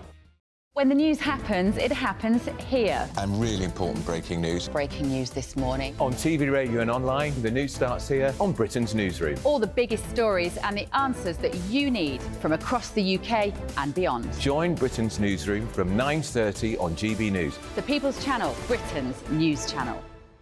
GB News, unlike other broadcasters, isn't obsessed with the London-Westminster bubble. We think there's a nation beyond the M25, and that's why we talk about the issues that matter across the land. Join me on State of the Nation, 8 to 9 o'clock, Monday to Thursday, on GB News. Daisy's listening, and you should too.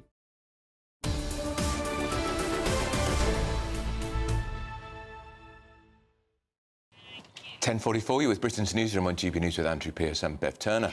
Right, let's go to all of the action which is happening in London this morning. Rishi Sunak is on his way to the House of Lords. There he is, just a few moments ago, walking out of 10 Downing Street, getting into his lovely silvery blue Range Rover to make his way to the House of Lords, where, of course, the King will be delivering the King's speech. And he is going, the King is travelling in the Diamond State coat, and of course we will see him wearing that crown, the Imperial State crown, which we last saw him wearing at the coronation. The Queen stopped wearing the crown at the state opening because it was just too heavy. And it's the most beautiful day in London today. Fantastic winter day. Sun is shining. Let's go back to Cameron Walker, who was there in Buckingham Palace as King Charles left the building in that beautiful carriage. What did you make of that, Cameron? We took a little while, Andrew and I, to remember the name of that carriage. I'm sure you knew it straight away.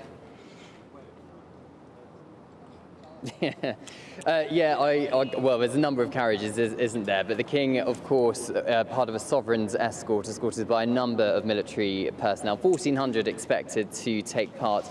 Crowds-wise, not as big as the coronation or indeed the Platinum Jubilee of the late Queen Elizabeth II. He is going to be wearing his robes of state and Admiral of the Fleet Royal Naval dress. You spoke about the fact that the late Queen did not wear the Imperial State Crown, or hasn't, or didn't for a number of years. The last time she wore it was in 2016. But the King is expected to wear it for the state opening of Parliament, of course, the first time he has opened Parliament as monarch. As well as that, the Queen, as in Queen Camilla, she is going to be wearing the one of the state diadems. It's a very famous crown, again, made very famous by being worn by Queen Elizabeth II. It's that famous one that we see on stamps and on banknotes. It's very much pomp and pageantry in action. And earlier we were talking about the relationship between different royal family members, particularly that of King Charles and Princess Anne, his sister, the Princess Royal. Now, she is Colonel of the Blues and Royals Regiment. She's in her Blues and Royals uniform on a horse, and she is resuming her role as Golden Stick in waiting, and that is essentially the ceremonial role of the King's personal bodyguard. It is only ceremonial, of course, nowadays, but she took up that role during the King's coronation as well. But that just shows perhaps the closeness of a relationship and the trust that the King puts on his only sister as well. Of course, they've been through a lot together over the last decade or so, with perhaps a bit of family breakup when it comes to Prince Harry and Meghan moving to California and Prince Harry stepping back as a working member of the royal family. It was in 1950 that the then very young toddler Prince Charles was sat on the wall of Clarence House watching his grandparents and the then Princess Elizabeth process down the Mall, as he has just done for the state opening of Parliament. Then it was just before King Charles's 19th birthday that he took part in the procession of the state opening of Parliament in the late 1960s. But of course, at that time, it was Queen Elizabeth II. So there's going to be lots of pomp and pageantry going on later. And of course, the main event, of course, will be the King's speech. And we'll have to see how he reacts to that being very much apolitical, something that he's had to do since becoming sovereign. Very much, Cameron. Cameron Walker there at Buckingham Palace. We are joined in the studio now by GB News' senior political commentator Nigel Nelson and political commentator Tonya Buxton this morning. Nigel, today is this fabulous blend, isn't it, of royal pageantry, but also politics. This is a huge day in politics. Just explain why. Well, I mean, the King is reading out a speech that's been written for him by Rishi Sunak, and the speech written for it is so highly political. It's not just a kind of government programme for the next year. This is the programme for Rishi Sunak to try and win the next election by, and that's what makes it so political. The bits I would imagine the King won't like is the stuff on net zero. There is some wavering on whether we're going to get there. And get there, of course, he's a very keen environmentalist, so he's not going to like to read out that bit.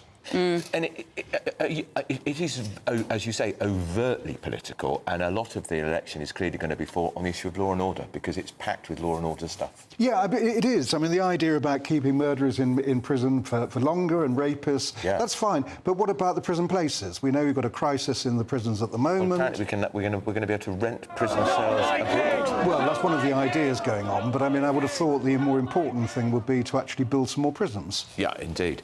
And we've just heard some protesters there saying not my king, but not many of them, and a bit half-hearted. The Republicans had a bit of a bad time, haven't they, really? The coronation, the death of the Queen united the nation. It's, Tonya, a day like this, when we worry about British traditions being eroded, is fabulous, isn't it? It's so important. It's so important that we keep these traditions. So my mother and father are Greek Cypriot immigrants, came over here, and honestly, you'd never seen anyone keep the traditions in the way that they did. They were so proud to come into this country, and so proud to be British. My mum would literally stand, when the Queen was on telly. So we're very proud British people, and these things are so important. They make me happy, and the sun is shining down. It says something that the sun is shining today. And it's a beautiful day. These images will be relayed around the world, because it is the first King's speech for 72 years and 73 years, and I think it shows Britain at its best, actually. I think it really does, and so those protesters you saw there, everyone's just going, why don't you just shut up? Exactly. No one's interested in them. Nigel, I can't remember if you're a Republican at heart. No, I'm a monarchist. I'm just not a royalist. Oh. So what's the difference? The difference is I haven't got much time for the royal family as a whole, but I have I do believe that we should have a non-political head of state who should be the monarch. It seems to be we're very lucky to have that. It's kept stability in the country. It's very important to maintain that.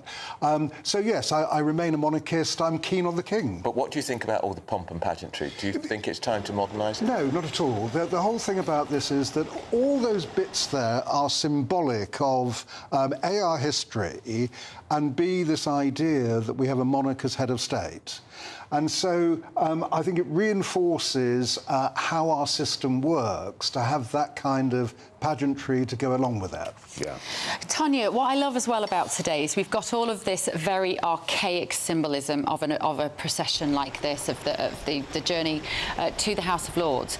And then the King will talk about some very, very modern issues which are unique to 2023. For instance, what are your thoughts on the fact that part of the legislation that he will announce today will make driverless cars a reality on our roads by the end of the decade? I'm really uncomfortable with that. I mean, really uncomfortable with buses. that. And buses. And, I'm uncomfortable with not having people manning the buses like they did in the olden days. You'd buy a ticket from the ticket person.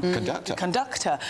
Because, it was having another body on the buses. I now don't feel safe with my children getting buses late at night. So I think it's wrong. I think it's doing people out of jobs, and I don't like it at all. I prefer. We were talking to David Davis earlier, the Tory MP, and I said I prefer it if we had driverless trains, so then that the RMT could stop holding us to ransom. Nigel's mates in the trade unions holding us to ransom with all these train strikes. We have driverless trains. Yeah, and we're also going to see some laws which are going to wreck the trade union movement on the basis of these minimum level guarantees. How is that going to wreck the trade union movement? Because, well, it'll probably actually be bad for all of us. But first of all, A, it may not be within international law. B, that what it would mean is that strike action as such is being watered down. People have a right to strike. And The worst part of it is that they'll find a different way of doing industrial action, which could mean work to rules, overtime bans, and what will happen is disruption will go on for longer. No, I just think that when there's loss, there could be loss of life. If the police strike or if they strike in hospitals, then we must have this minimum service. You just can't strike. Well, you have them in hospitals already. I mean, if the doctors or nurses go on strike, there is actually a minimum service for emergencies. In Germany and the Netherlands, they have explicit statutory minimum service laws.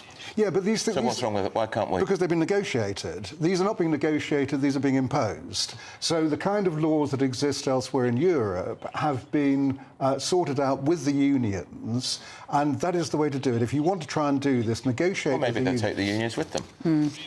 What, the government? Well, they're not, are they? What they're doing is they're imposing a law on the unions without any negotiation whatsoever. Well, I think we know what the union response will be. Tanya, it's unreasonable. Let me put this to you as well. Something else that's going to be in the King's speech this morning that we are waiting for. Don't go anywhere. The sentencing bill will create a new legal presumption that offenders facing jail sentences of under 12 months will instead be punished by community work, unpaid work such as cleaning up our neighbourhoods and scrubbing graffiti off walls. Hear, hear. About time. Yeah. About You time. nearly saw I that. nearly did. Did you see that? About blooming time. About blooming time. I mean, I just understand why this hasn't happened before. I mean, a lot of what's coming in with this is common sense. If you do a really grievous crime of murder or you're raping someone, then you should do your time. Yeah. Do your time. And if it's a small crime, then you should be made to pay back to the public. They should be cleaning streets, getting rid of graffiti, working. I actually think that they should be doing some serious time in prisons as well. I mean, they cost us a fortune. We should not have to pay for them. Yeah. They should be paying for their time in prison. I mean, why should people be in prison for not paying their TV licence? It's absolutely We're looking at we're looking at live pictures here from the House of Lords. They're in their ermine. They're in their ermine, in their red cloaks with their white ermine collars. If you're listening on the radio, absolutely packed. I would imagine if you're in the House of Lords, you don't miss today, do you, Nigel? You're going to do everything to be there. Oh yeah, I mean, I've watched it several times. I mean, it is a great performance. It's a spectacle, isn't it? Yes, it is, an absolute spectacle. And not many MPs manage to get in there. But then we'll see Rishi Sunak and Keir Starmer walking from the Commons to the Lords, making very uncomfortable small talk. Well, they always have. They always have. Yes, I mean, it's very difficult. And also you have lip readers then trying to find out what they're saying. And it was always very difficult with Theresa May because she doesn't do small talk. Not at all. As we both know. We both know that she's okay if she's on a stage. She's not okay as a one-to-one. No, but painful. So they're just arriving at the Lords now, it seems. Yeah. And he goes. The King will go in the Sovereign's entrance because, of course, they have their own entrance, only used on rare occasions, of course. So I think this is this was the footage of King Charles leaving Buckingham Palace a little while ago. I think it was about half an hour ago. In the Imperial State Coach. Thank you. Yep, in the Imperial State Coach under the beautiful sunshine this morning. So this was him leaving, and any minute now I think we will be seeing the pictures of King Charles arriving at the House of Lords, obviously, and Rishi Sunak, I presume, arrives after the King, one would assume, in his Range Rover. Yeah. But the whole world is or watching maybe this, before. and they're admiring. Of course they're just admiring every part of this, because you just don't get this in countries. Imagine what this level. in Germany was some boring old president that nobody's ever heard of. Exactly. And the same in Ireland. I think we're very lucky to have them. I think we've had a renewed sense. I personally have had a renewed sense of appreciation for the royal family in recent years. I think that we have this, as you said, Nigel, you know, a body that can hold parliaments to account to some degree. Well, they don't do that. It's not so much holding it to account. If you have a president is inevitably a politician. Yeah. So politics comes into it. To have a head of state who is non-political, that's the bit I think we're lucky about. Yeah, and of course we will now never know his opinions on anything. We've known his opinions for years. Indeed, we have. Issues that he cares about. Well, I hope so. I hope he does what he has to be political. His mother was the perfect example of how a monarch should behave. You know, she was the perfect queen, and so I think the reason that when everyone rose up and was so sad when she died and passed on is that we know it was an end of an era, and we just need him to step up and be as perfect as she was. Because we never knew her opinion on absolutely anything. We didn't. And she was so stoic, so stoic. Yeah. But she had her ways, though, didn't she, Nigel? I mean, do you remember in the referendum in Scotland on independence? I hope people know what they're doing. Yes, indeed, yeah. I mean, David Cameron made the mistake of actually repeating a conversation he had with the Queen. That is also a no-no. You don't talk about what happens there. Telephone, didn't she? But in fact, I mean, there is a situation where the monarch does have real power. If you get to a stage where neither big party can form a government, it is down to the monarch to then decide who should actually form the next government. So it happens very, very rarely, but it's an incredibly important role. Do you think the last time it happened? Well, I mean, it certainly happened under Harold Wilson's day. But the important thing about it is that you must make that decision in a non-political way. This is actually for the benefit of the country. And she would be advised. Of course, as would the king. There would be advice there, but ultimately, it's the one power that the monarch has to actually decide who would form a government if there is a tie. The other thing, of course, which will be announced today in terms of the legislation is this change to the sales of tobacco. Tonya, we read about this in the paper just recently. This is one of the things that King Charles will talk about today. So by 2043, only those over the age of 35 would be able to make such purchases legally. Of course, this is under the auspices of helping the health of the nation. It's just wrong, isn't it? It's just rubbish. I mean, if you really want to help the health of the nation, then you would make vapes, which is what's getting young people into smoking. You would make them taste of nicotine, and that would really help the nation, not banning things. It's a mistake. I don't know how you enforce it. How is the guy in the local shop, the local shop, going to know the age? We don't have an ID card in this country. It's not worth the print it's printed on, is it? It's just not. Well, you will have to produce your passport, won't you, for your driving licence? No. I mean, I'm a smoker. I'm in favour of this law. I think it actually makes an awful lot of sense. Why? Because it's a gradual process that it won't penalise any existing smokers now. It will discourage young people from smoking.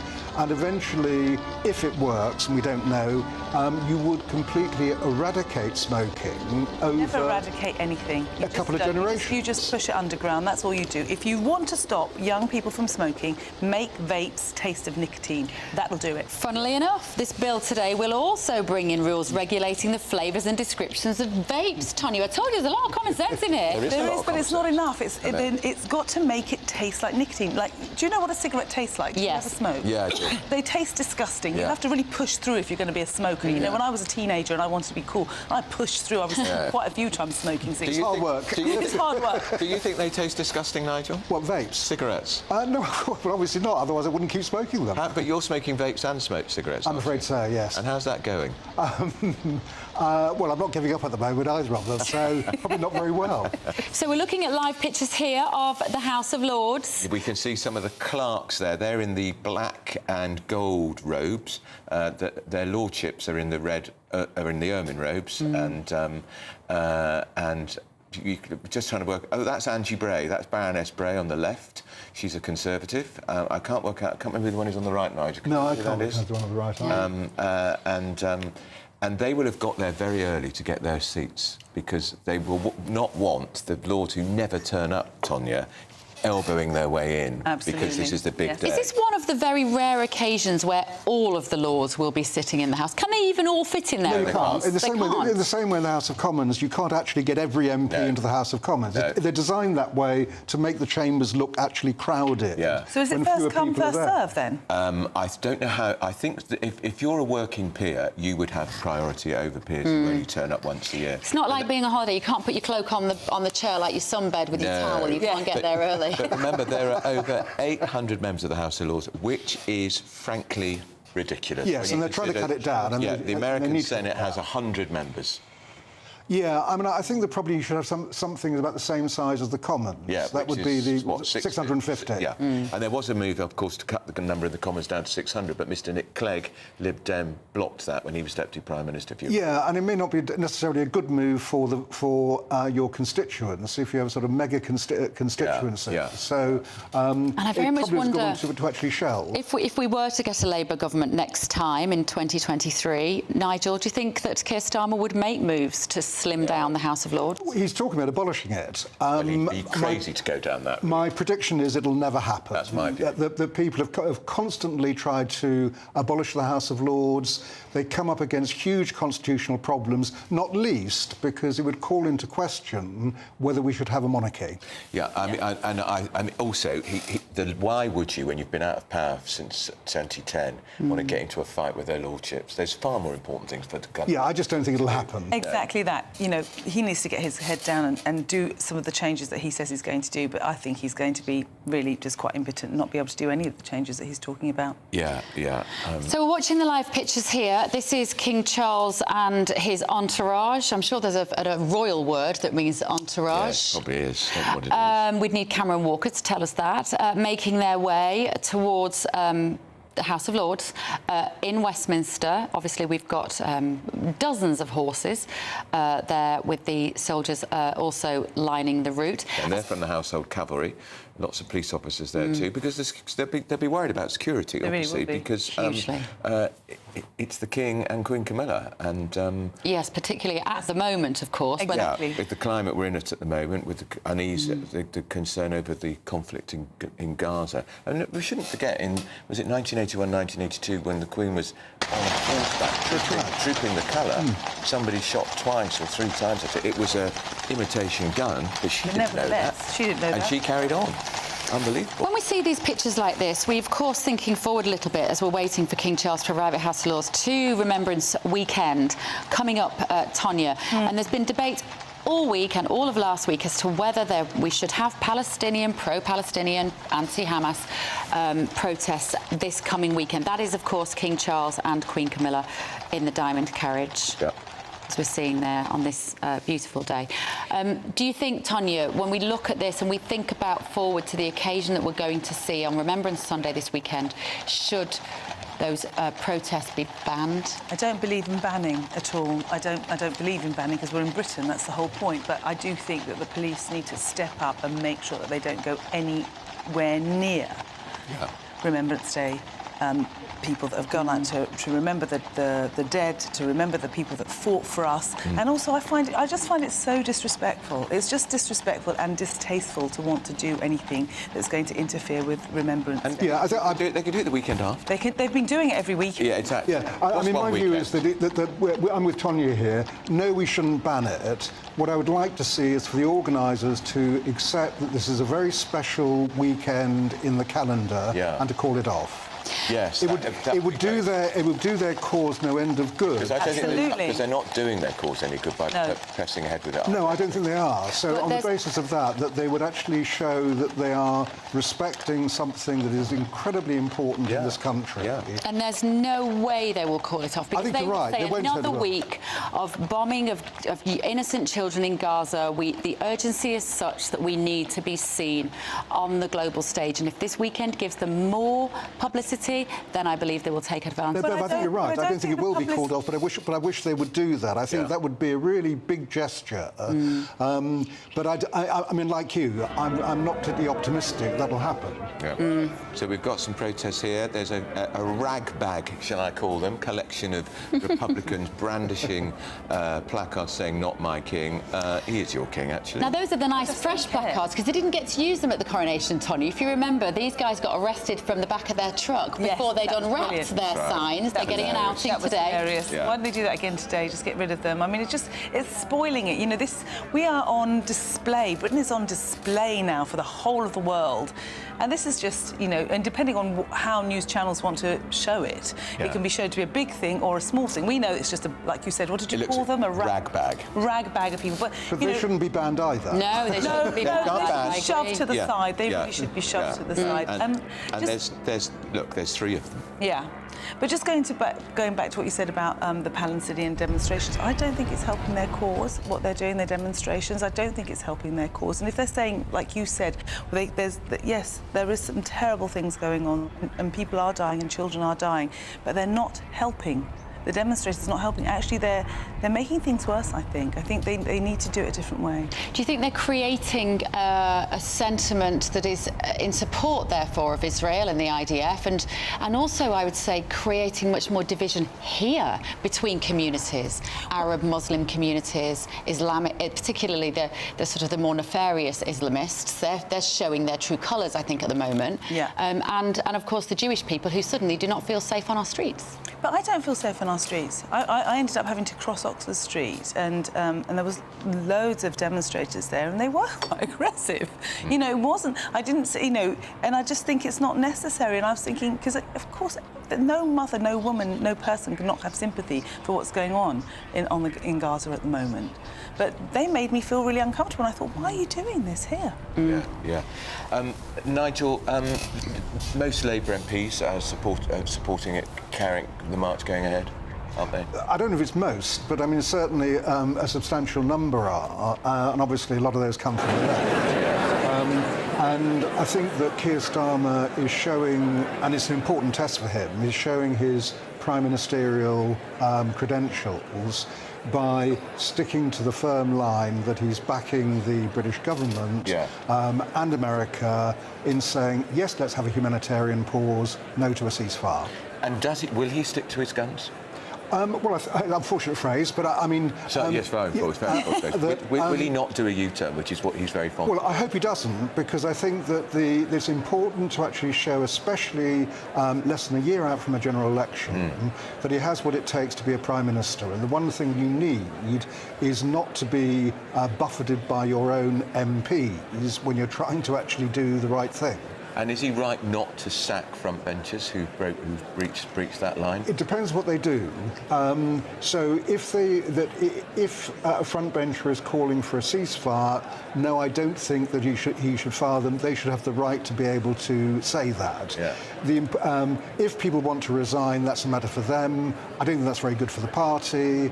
A lot of people won't resign, especially on the front bench, because they're going to be a minister. They're going to have a ministerial car and a nice department very soon. Yeah, and a bit bigger salary, and they've been waiting a very long time to get into government. Exactly.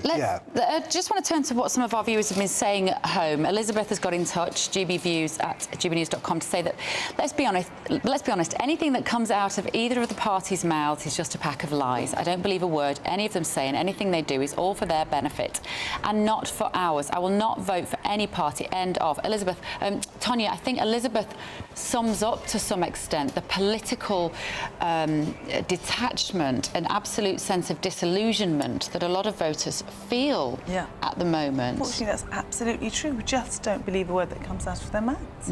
Either side. And the cost of that is our democracy, because I think at the next election we're going to have a stunningly low turnout. Yes, I think you're completely right, because we just don't trust politicians anymore. The message to Elizabeth should be that not voting is a democratic right as well as voting. Yeah.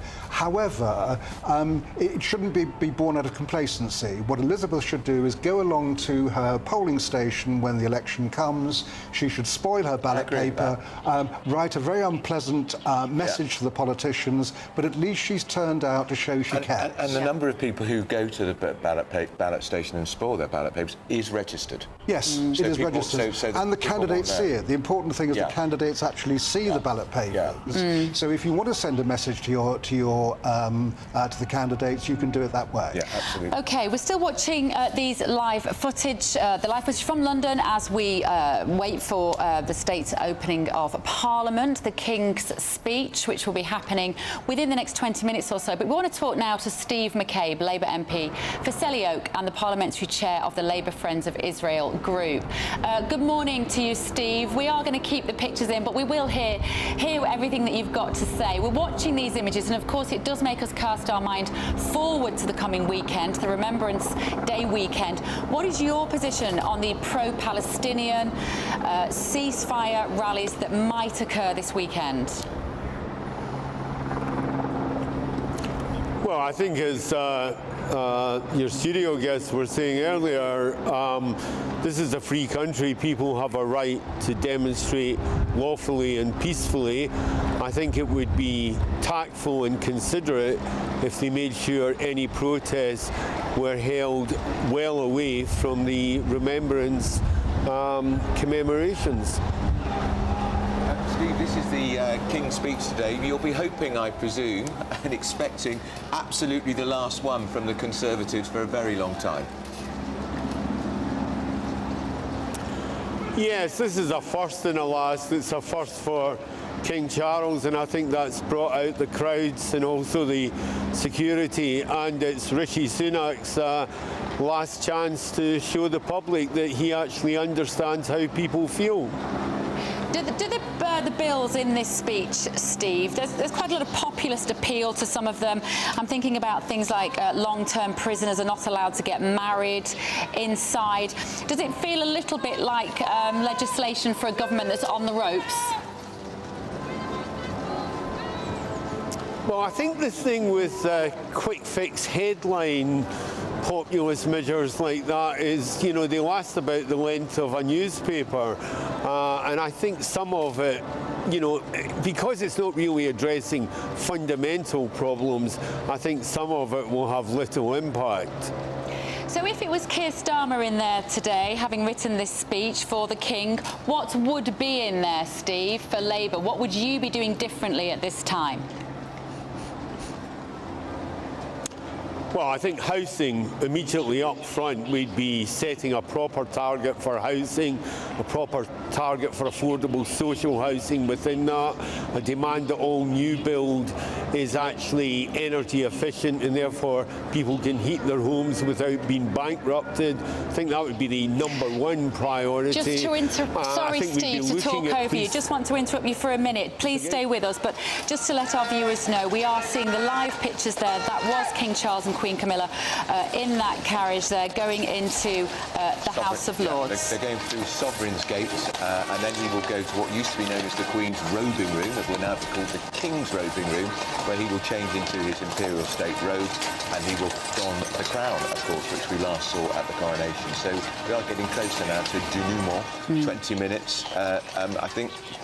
Yeah. Steve, let's just, I just want one last word to you, because we've barely had any time with you, but Labour MP Steve McCabe, when you see the House of Lords like that, 800 members, is it too big? Yes. And on that bombshell, we will go to Cameron Walker. Cameron Walker, we're seeing the interior scenes here from the House of Lords. I'm not quite sure where you are now, Cameron, but what can you see where you are and what can we expect next? Well, I can see what you are seeing on the screen. You may have just heard a very loud bang. That is the royal salute happening in Green Park. Some gun salutes being fired by the Household Division there. So, of course, it's all part of this pomp and pageantry that is going on at Buckingham Palace and in central London today. Inside the House of Lords, you just saw them all wearing their ermine robes, which only really get a viewing once a year.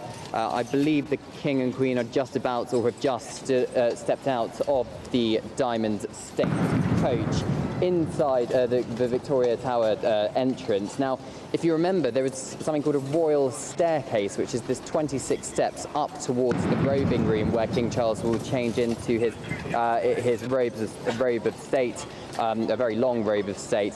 Now, the late Queen, the last time she used that staircase was in 2016, but due to mobility issues, she was 90 years old in 2016, she used the lift from then on. But King Charles and Queen Camilla are taking the stairs once again. It's all back to normal. It's the first full procession that we've had, 1,400 or so armed military personnel escorting His Majesty to the House of Lords today. The first one we've had full scale since the coronavirus pandemic.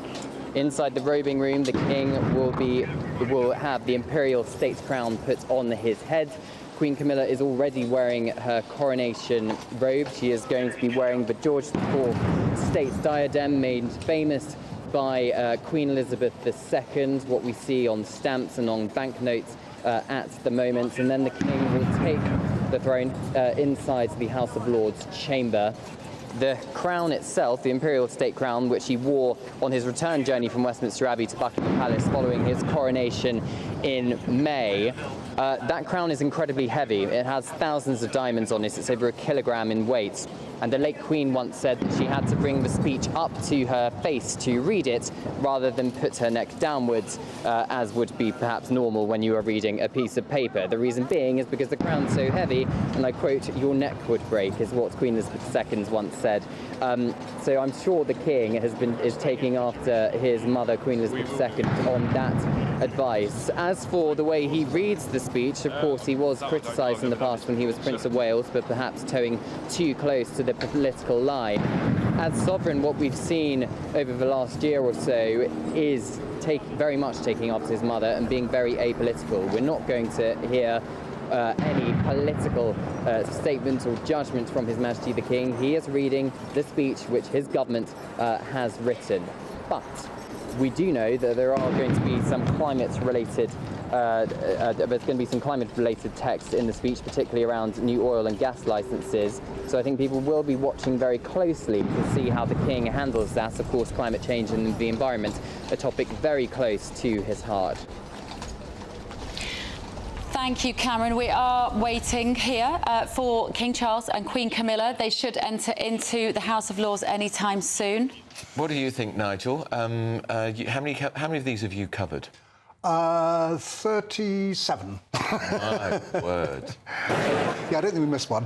No. Any particularly memorable ones? No, some of the Tony Blair ones were.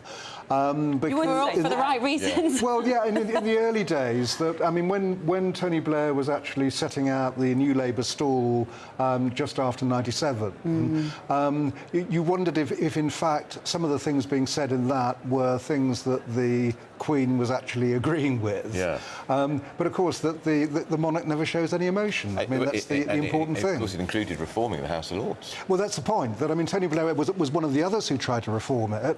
He didn't get very far. Well, he got rid of most of the hereditaries. He got rid of most of the hereditaries. What did he leave, 94 or 92? 92. Yeah. But the point about the hereditary peers is that the royal family is hereditary. It is. So, therefore, you had to keep the hereditary peers in to keep the principle going. Yeah. The same way that it seems ridiculous to have bishops as legislators as of right. Yeah. Yet if you get only Anglican bishops, not Roman Catholic. That's right, because we have an established church in this country. But the danger about chucking them out, apart from the fact that we're the only country outside Iran that actually has somebody there as of right.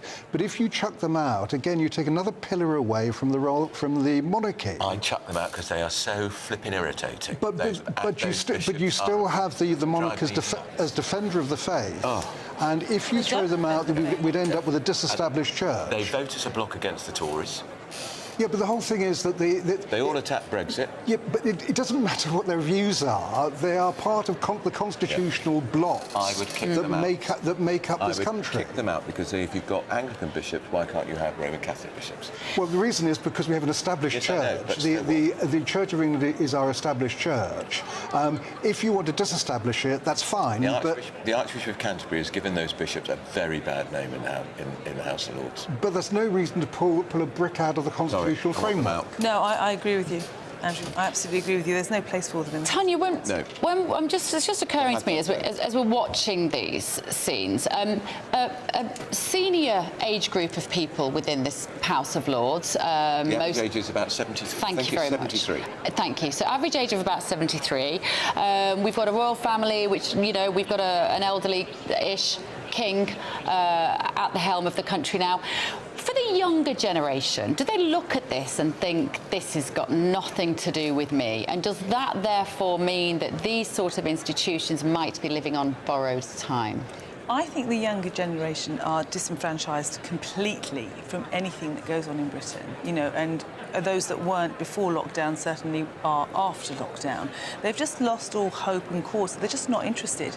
So what we do need to do is reintroduce them to it. And again, in schools, they're not getting any of Well, this. I mean, of course, Labour are talking about giving votes to 16-year-olds. Well, that would be completely and utterly ridiculous. I mean, I just cannot get my head around that. Anybody who knows a 16-year-old knows there's no way they should be given the vote. But it might engage them in it. It might do just what you're saying we need to do, which is to make them interested. I'm very impressed by We're going to go. a lot of 16-year-olds who actually know more about it than 60-year-olds. We've got our political editor, Chris Hope is at at Westminster, aren't you, this morning, Chris?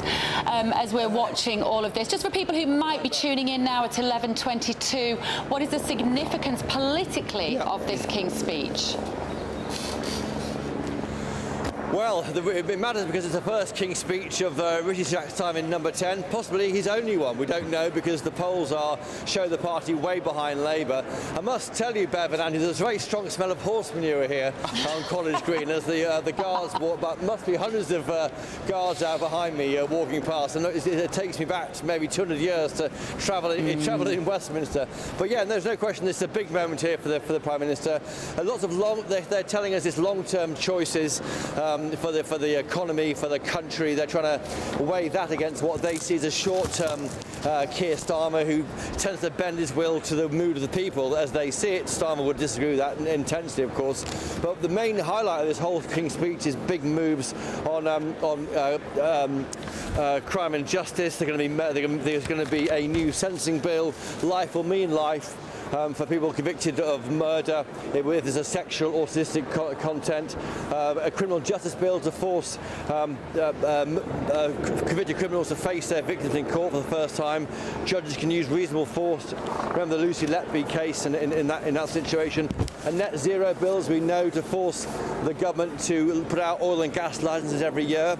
The Tories will hope that if Labour get in, we've got to repeal that, and that might be awkward for them, given the issue with their energy and price bills. Other measures, bans on smoking, regulations on self-driving, a football regulator for you, Andrew. I know you love football. Chris, effectively, this is the Tory manifesto for the next general election, isn't it? It is certainly gearing up for that. What we're not seeing is tax cuts. That's in 2 weeks' time at the autumn statement. That's when we'll see the actual, what it means for our viewers, the pound in their pocket, or how they can be benefited. This is more of a longer-term view here. The government thinks they're quite strong. They've got a good record on cutting crime over the past 13 years. Recent figures show it's now down at an all-time low, overall crime, according to the Office for National Statistics. And that's the point. They're trying to show they are making tough choices here that can benefit all of Britain. But I think no question, it sets a tone for the next year, sets a tone for what Mr Sunak wants his leadership to be seen as. It might be his only ever King's speech, but of course the big time, I think, is in 2 weeks' time when we get to that autumn statement. And we're just seeing the Speaker, Sir Lindsay Hoyle, going into the House of Commons. The Prime Minister's there, the Leader of the Opposition. What happens next? Well, they'll be walking through there, and they'll stand behind the bar. Often lip readers, Andrew, you and I will be looking at what's being said between the two leaders, Rishi Sunak, Keir Starmer, what do they say to each other, and they might be pointing out unusual gargoyles on the walk between the House of Commons chamber to the House of Lords. The door, of course, is slammed, strangers are opposed, and then Blackroar bangs 3 times and allowed back in, and then that should kick-start the King's speech. So lots of pomp and circumstance, but below all this is some real politics taking place. For the next 5 days, MPs will debate the King's speech.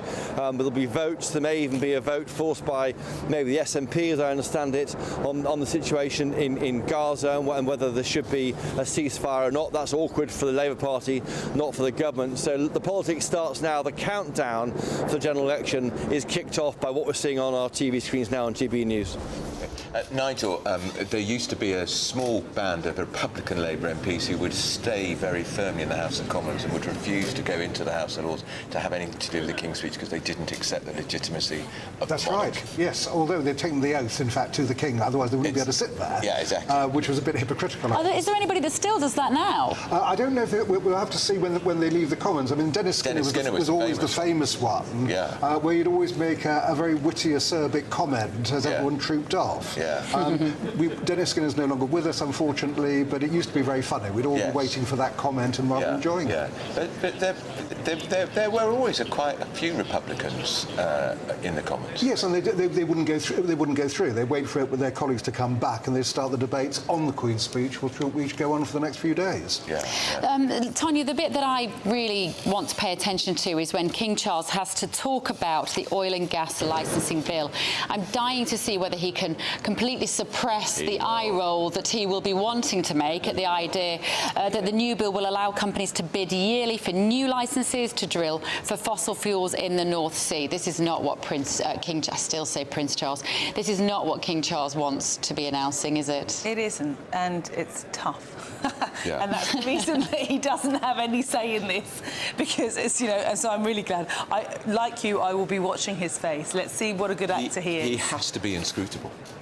He has to be. But will he be then? I think he will be. Don't you Yes, I think he will be. He has to be Yes. inscrutable. That's his job. This is what he's got to do. I think there'll be a little sigh. I think he might do a little sigh, would be my suspicion. Well, if you remember when he first had an audience with Liz Truss, and as she was walking through him, he said, "Oh dear, oh dear, oh dear." Do you remember? Yes, I do, yes. That was before the coronation. Yeah, we never quite found out what he was referring to. Imagine the chaos mini budget had caused. Let's just have a think about this as well, Tanya. This is going to be in there today. The offensive weapons bill is going to create an offence of carrying a prohibited blade with intent to harm. That's an interesting one. How can you know if somebody You can't. That's has rubbish. intent You to just harm? have to. If you're carrying a blade, then it has to be a given that there is intent to harm.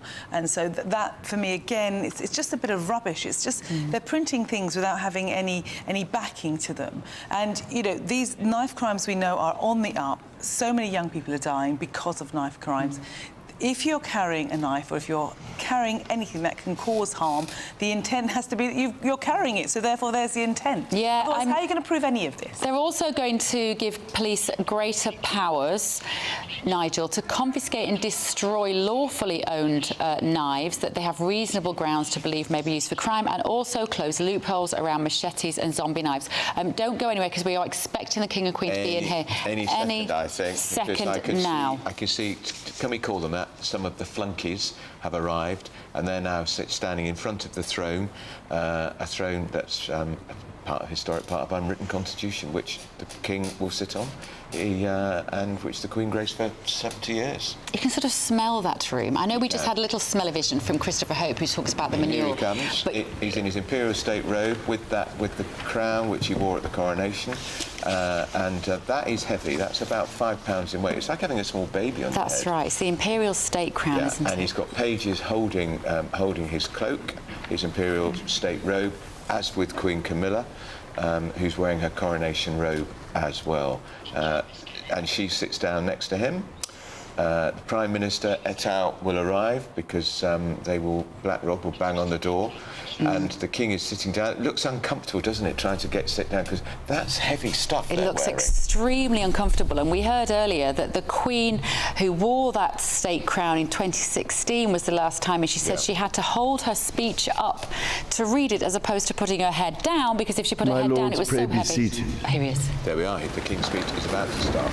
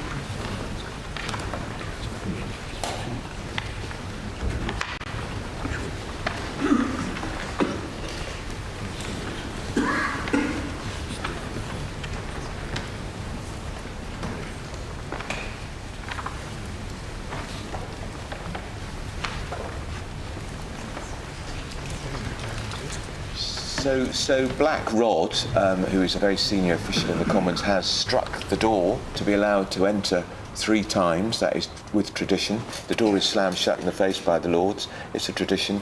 And then the Prime Minister, the Leader of the Opposition, and very senior members of their front benches will process into the Lords. Not all of them can literally fit in there. There'll be a few hundred, they'll be leaving the House of Commons shortly. Mine says they've left already, actually, but the Speaker will be... The Speaker, Sir Lindsay Hoyle, will follow, and the Prime Minister and gang, they're all leaving right now. They're walking into the House of Lords. Rishi Sunak and Keir Starmer talking uncomfortably to each other. We'd love to know what they're talking about. Love to know what they're saying. As Nigel says, there'll almost certainly be lip readers employed to find out what they're talking about. Jeremy Hunt there, Suella Braverman, we can see walking through. Yeah, and Kemi Badenoch is also there. They'll all get as close as they can, particularly the cabinet ministers, because of course a lot of the King's speech will relate to their own ministerial portfolios. So there's 650 MPs, 800 odd peers, and that chamber can't fit 800 peers. And we're looking also to see if there are any dissident Republicans who may hold back and say something irreverent, but I don't think that's going to happen anymore. So that's the House of Commons. So it does appear that there are some MPs who are sitting there and not getting up, Nigel. I think this is actually a sign of disrespect. Right. For a lot of them, rather than try and cram it at the back, as Andrew just said, there's no you can't fit in there. Yeah. It is very crowded. Yeah. So they sit there. It's a very short speech. It only just outlines what the bills are going to be. Then they'll all troop back and start debating it. Right. I can see a blue hat, so I'm pretty curious to know which MP is wearing a hat, because you don't see many MPs wearing hats these days. Very old-fashioned. I think I can see Theresa May. Who's she standing next to? God help her, because that'll be a typical conversation. And we can only presume that the MPs who are sitting there will be watching this on the GB News app, Nigel, so that they know exactly what's happening in there when they come back. That's what they should be doing. To debate it. You are allowed your phones in the House of Commons, aren't you? Was that controversial when that was allowed? Yeah, I mean, bear in mind the fact we're even watching this at all was controversial. Yeah. I mean, for most of the time the House of Commons has existed, you would not have, first of all, it was radio that came in, then it was TV. There were fears that everyone would play to the camera. And they did at the beginning. And they did at the beginning. And you still find things like the donutting that goes on. If it's an empty chamber and a debate is happening, they cluster around so the cameras will focus on them. I think it's right that we actually see this on... Quite right. We do see this. And we've just seen Angela Rayner taking her place right in the front row there, next to Keir Starmer, underlining the fact she is Deputy Leader. Now, this is the Justice Secretary, Alex Chalk, going to hand the King's speech to the King. He's kneeling down in front of him. Members of the House of Commons, it is mindful of the legacy of service and devotion to this country set by my beloved mother, the late Queen, that I deliver this, the first King's speech in over 70 years. The impact of COVID and the war in Ukraine have created significant long-term and devotion to this country is set by my beloved mother, the late Queen, that I deliver this, the first King's speech in over 70 years. The impact of COVID and the war in Ukraine have created significant long-term challenges for the United Kingdom. That is why my government's priority is to make the difficult but necessary long-term decisions to change this country for the better. My minister's focus is on increasing economic growth and safeguarding the health and security of the British people for generations to come. My government will continue to take action to bring down inflation, to ease the cost of living for families, and help businesses fund new jobs and investment. My ministers will support the Bank of England to return inflation to target by taking responsible decisions on spending and borrowing. These decisions will help household finances, reduce public sector debt, and safeguard the financial security of the country. Legislation will be introduced to strengthen the United Kingdom's energy security. and reduce reliance on volatile international energy markets and hostile foreign regimes. This bill will support the future licensing of new oil and gas fields, helping the country to transition to net zero by 2050 without adding undue burdens on households. Alongside this, my ministers will seek to attract record levels of investment in renewable energy sources and reform grid connections, building on the United Kingdom's track record of decarbonising faster than other G7 economies. My government will invest in Network North to deliver faster and more reliable journeys between and within the cities and towns of the North and Midlands, prioritising improving the journeys that people make most often. My ministers will strengthen education for the long term. Steps will be taken to ensure young people have the knowledge and skills to succeed through the introduction of the Advanced British Standard that will bring technical and academic routes into a single qualification. Proposals will be implemented to reduce the number of young people studying poor quality university degrees and increase the number undertaking high quality apprenticeship. My ministers will take steps to make the economy more competitive, taking advantage of freedoms afforded by the United Kingdom's departure from the European Union. A bill will be brought forward to promote trade and investment with economies in the fastest growing region in the world. My ministers will continue to negotiate trade agreements with dynamic economies, delivering jobs and growth in the United Kingdom. My ministers will introduce new legal frameworks to support the safe commercial development of emerging industries, such as self-driving vehicles, introduce new competition rules for digital markets, and encourage innovation in technologies such as machine learning. Legislation will be brought forward to support the creative industries and protect public interest journalism. Proposals will be published to reform welfare and support more people into work. My government will promote the integrity of the Union and strengthen the social fabric of the United Kingdom.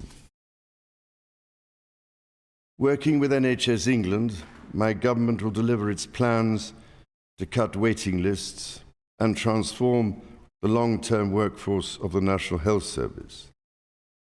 This will include delivering on the NHS Workforce Plan, the first long-term plan to train the doctors and nurses the country needs, and minimum service levels to prevent strikes from undermining patient safety. Record levels of investment are expanding and transforming mental health services to ensure more people can access the support they need. My government will introduce legislation to create a smoke-free generation by restricting the sale of tobacco so that children currently aged 14 or younger can never be sold cigarettes, and restricting the sale and marketing of e-cigarettes to children. My ministers will bring forward a bill to reform the housing market by making it cheaper and easier for leaseholders to purchase their freehold and tackling the exploitation of millions of homeowners through punitive service charges. Renters will benefit from stronger security of tenure and better value, while landlords will benefit from reforms to provide certainty that they can regain their properties when needed. My government will deliver a long-term plan to regenerate towns and put local people in control of their future. Legislation will be brought forward to safeguard the future of football clubs for the benefit of communities and fans. A bill will be introduced to deal with the scourge of unlicensed pedicabs in London. My government is committed to tackling anti-Semitism and ensuring that the Holocaust is never forgotten. A bill will progress the construction of a National Holocaust Memorial and Learning Centre in Victoria Tower Gardens. My government will act to keep communities safe from crime, antisocial behaviour, terrorism and illegal migration. A bill will be brought forward to ensure tougher sentences for the most serious offenders and increase the confidence of victims.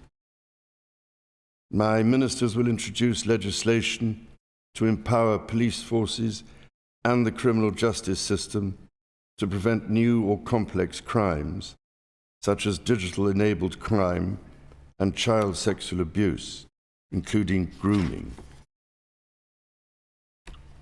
At a time when threats to national security are changing rapidly due to new technology, my ministers will give the security and intelligence services the powers they need and will strengthen independent judicial oversight. Legislation will be introduced to protect public premises from terrorism in light of the Manchester Arena attack. My government will deliver on the Illegal Migration Act passed earlier this year and on international agreements to stop dangerous and illegal channel crossings and ensure it is the government, not criminal gangs, who decides who comes to this country. My government will continue to champion security around the world, to invest in our gallant armed forces, and to support veterans to whom so much is owed. My ministers will work closely with international partners to support Ukraine, strengthen NATO, and address the most pressing security challenges. This includes the consequences of the barbaric acts of terrorism against the people of Israel, facilitating humanitarian support into Gaza, and supporting the cause of peace and stability in the Middle East. My government will continue to lead action on tackling climate change and biodiversity loss, support developing countries with their energy transition, and hold other countries to their environmental commitments. The United Kingdom will continue to lead international discussions to ensure that artificial intelligence is developed safely. My government will host the Global Investment Summit, the European Political Community, and the Energy Conference, leading global conversations on the United Kingdom's most pressing challenges. I look forward to welcoming His Excellency the President of the Republic of Korea and Mrs. Kim Keon-hee for a state visit later this month. My government will, in all respects, seek to make long-term decisions in the interests of future generations. My ministers will address inflation and the drivers of low growth over demands for greater spending or borrowing. My ministers will put the security of communities and the nation ahead of the rights of those who endanger it. By taking these long-term decisions, my government will change this country and build a better future. Members of the House of Commons, estimates for the public services will be laid before you. My Lords and members of the House of Commons, other measures will be laid before you. I pray that the blessing of Almighty God may rest upon your counsels.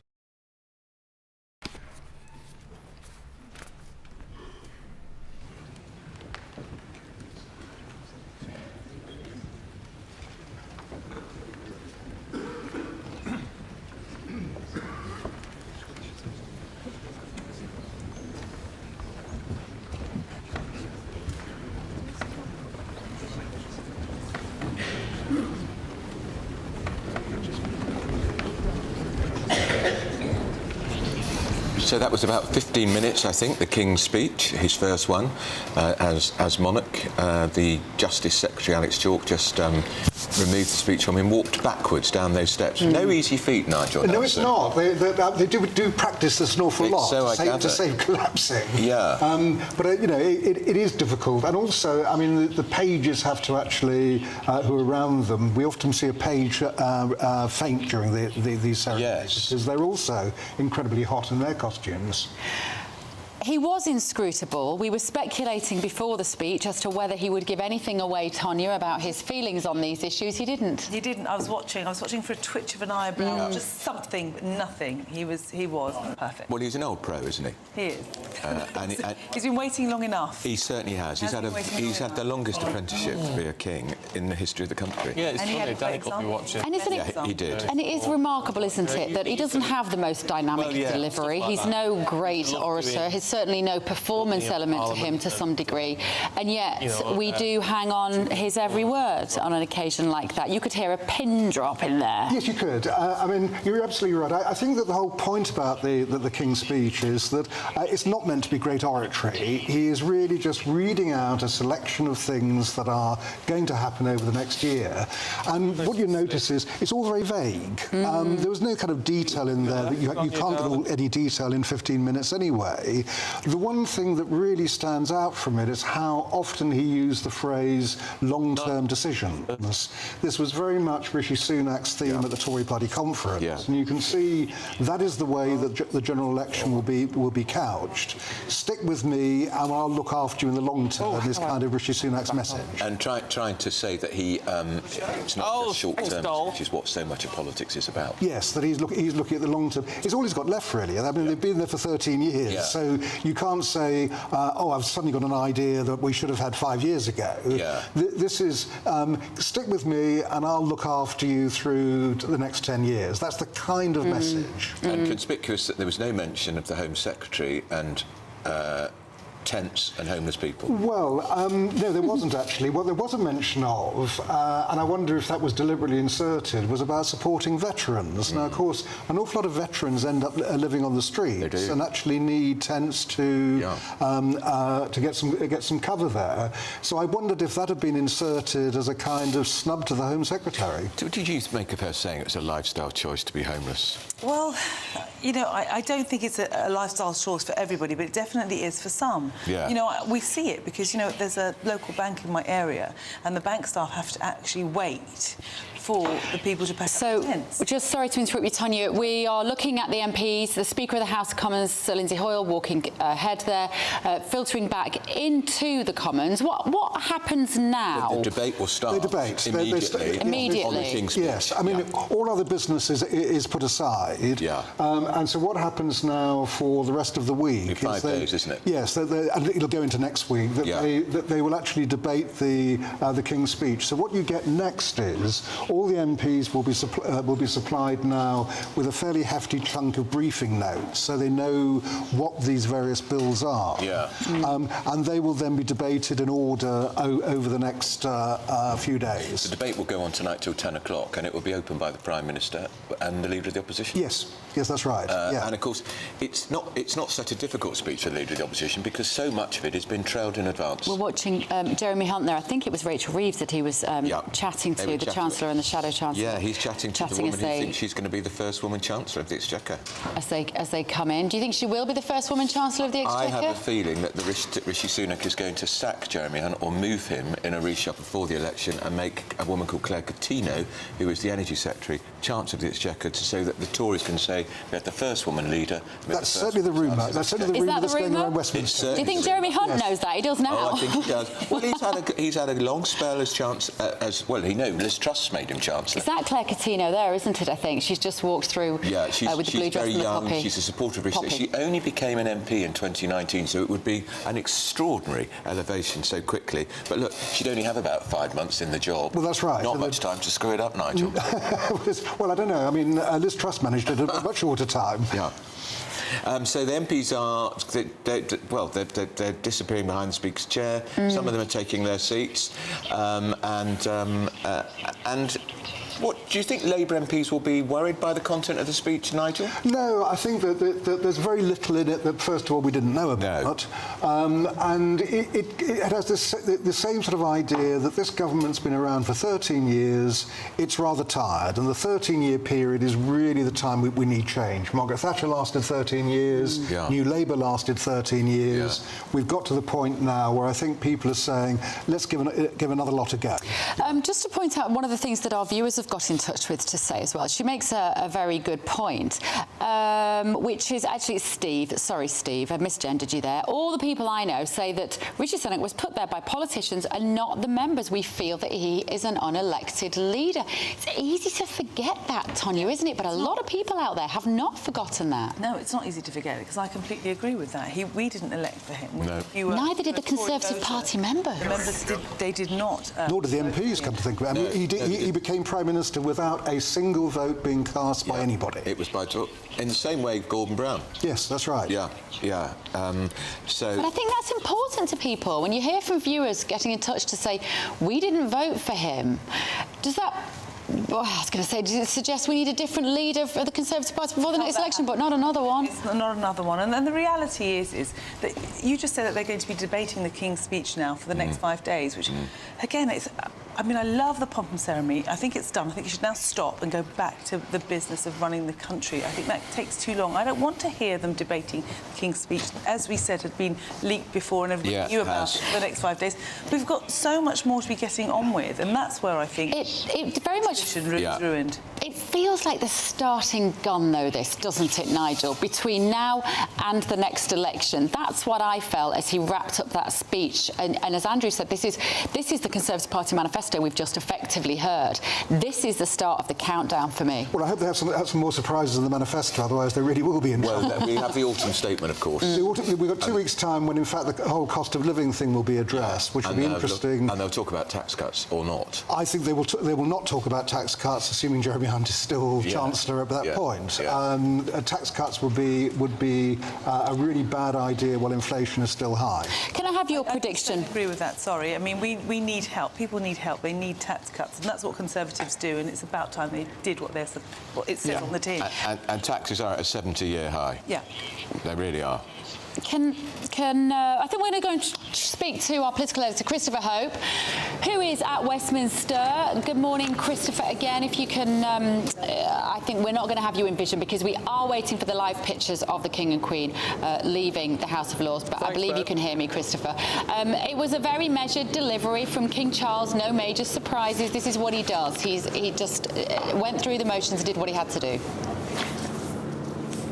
That's right, Bev. I've been looking at the detail of the King's speech. 21 bills in total. A quarter, 5 of them on law and order. A sentencing bill we knew about, the criminal justice bill, new powers to tackle complex and economic crime, force criminals to hear their sentencing court, a victims and prisoners bill to improve the system for victims, give ministers the right to intervene when murderers, rapists, terrorists are released on parole. A big issue we know, don't we, go on GB News. Finally, ministers get a chance to stop people being released by parole boards. A terrorism protection and premises bill, that's Martin's Law. Don't forget the Manchester Arena attack in 2017. That will require big arenas and other big places to have an idea what to do if there's a terrorism attack. And an investigatory powers bill that's amending, that's giving more powers to spooks. In the detail elsewhere, I've been reading about the automated vehicles bill. Absolutely fascinating. For example, under new law, if you're in a self-drive vehicle and it has a crash, you won't be liable for that. The company that owns it will be. That is fascinating, I think. There'll be immunity from prosecution. You'll be in charge of loading the car in your Nissan Micra, Andrew. You'll have to make sure you load it properly, etc. if it's self-drive. We know about the offshore licensing bill, the annual oil and gas licensing rounds, a media bill to modernise the mission statement of the BBC. Now that could be very, very political going into an election year. On Brexit, there's a trade comprehensive and progressive agreement for the Trans-Pacific Partnership that will give Asia-Pacific countries the right to bid for UK government measures. It will also allow companies here to have access to Canadian markets, Japanese markets, Peru, Malaysia, and Brunei. So lots to talk about in the King's speech. Christopher, it's Stephen and Pip with everyone now right through till 3 o'clock. As you say, it is quite sort of a packed thing to discuss over the next 5 days or so for the House of Commons. But what do you make of some of the legal stuff? A quarter of the legislation outlined. Is any of that substantial, or is it just sort of vote-winning headline grabbers? Well, no, you're far too cynical for me, Stephen. I think this is a government setting out its agenda for next year, of course. And of course, you're right. I mean, it's all about the election next year. The government does feel it's got a chance on criminal justice with crime down to a record low, according to the Office for National Statistics. They think they can drive home that advantage. They are telling us here, the government, the Prime Minister says in his forward to King's speech, how they're trying to make clear that they're making choices for the long term. They do see Keir Starmer as a Labour leader who will move with the public opinion. Well, doesn't believe in much. He would, of course, completely disagree with that. But that's the government's chance. This is their chance, really, almost their big PR chance to set out their agenda for next year, running into the general election. Lots in there, I think. This offshore petroleum licensing bill is called the Net Zero Bill in shorthand in Westminster. That will force Labour, if they win power next year, to repeal that if they want to tackle the issue of oil and gas licences. They're trying to find ways to cause Labour problems in the next year. But the criminal justice stuff, I think that's what I think really leaps out. You've got a quarter of the bill's 5 measures here, looking at all sorts of areas, trying to track down and make it much easier for victims to be able to have a better voice in the system. Chris, it's Pip. Hello. We are a year away from the general election, and all this sounds, to many people, very impressive on paper. But how much of it are we actually going to see? How much of it, in reality, will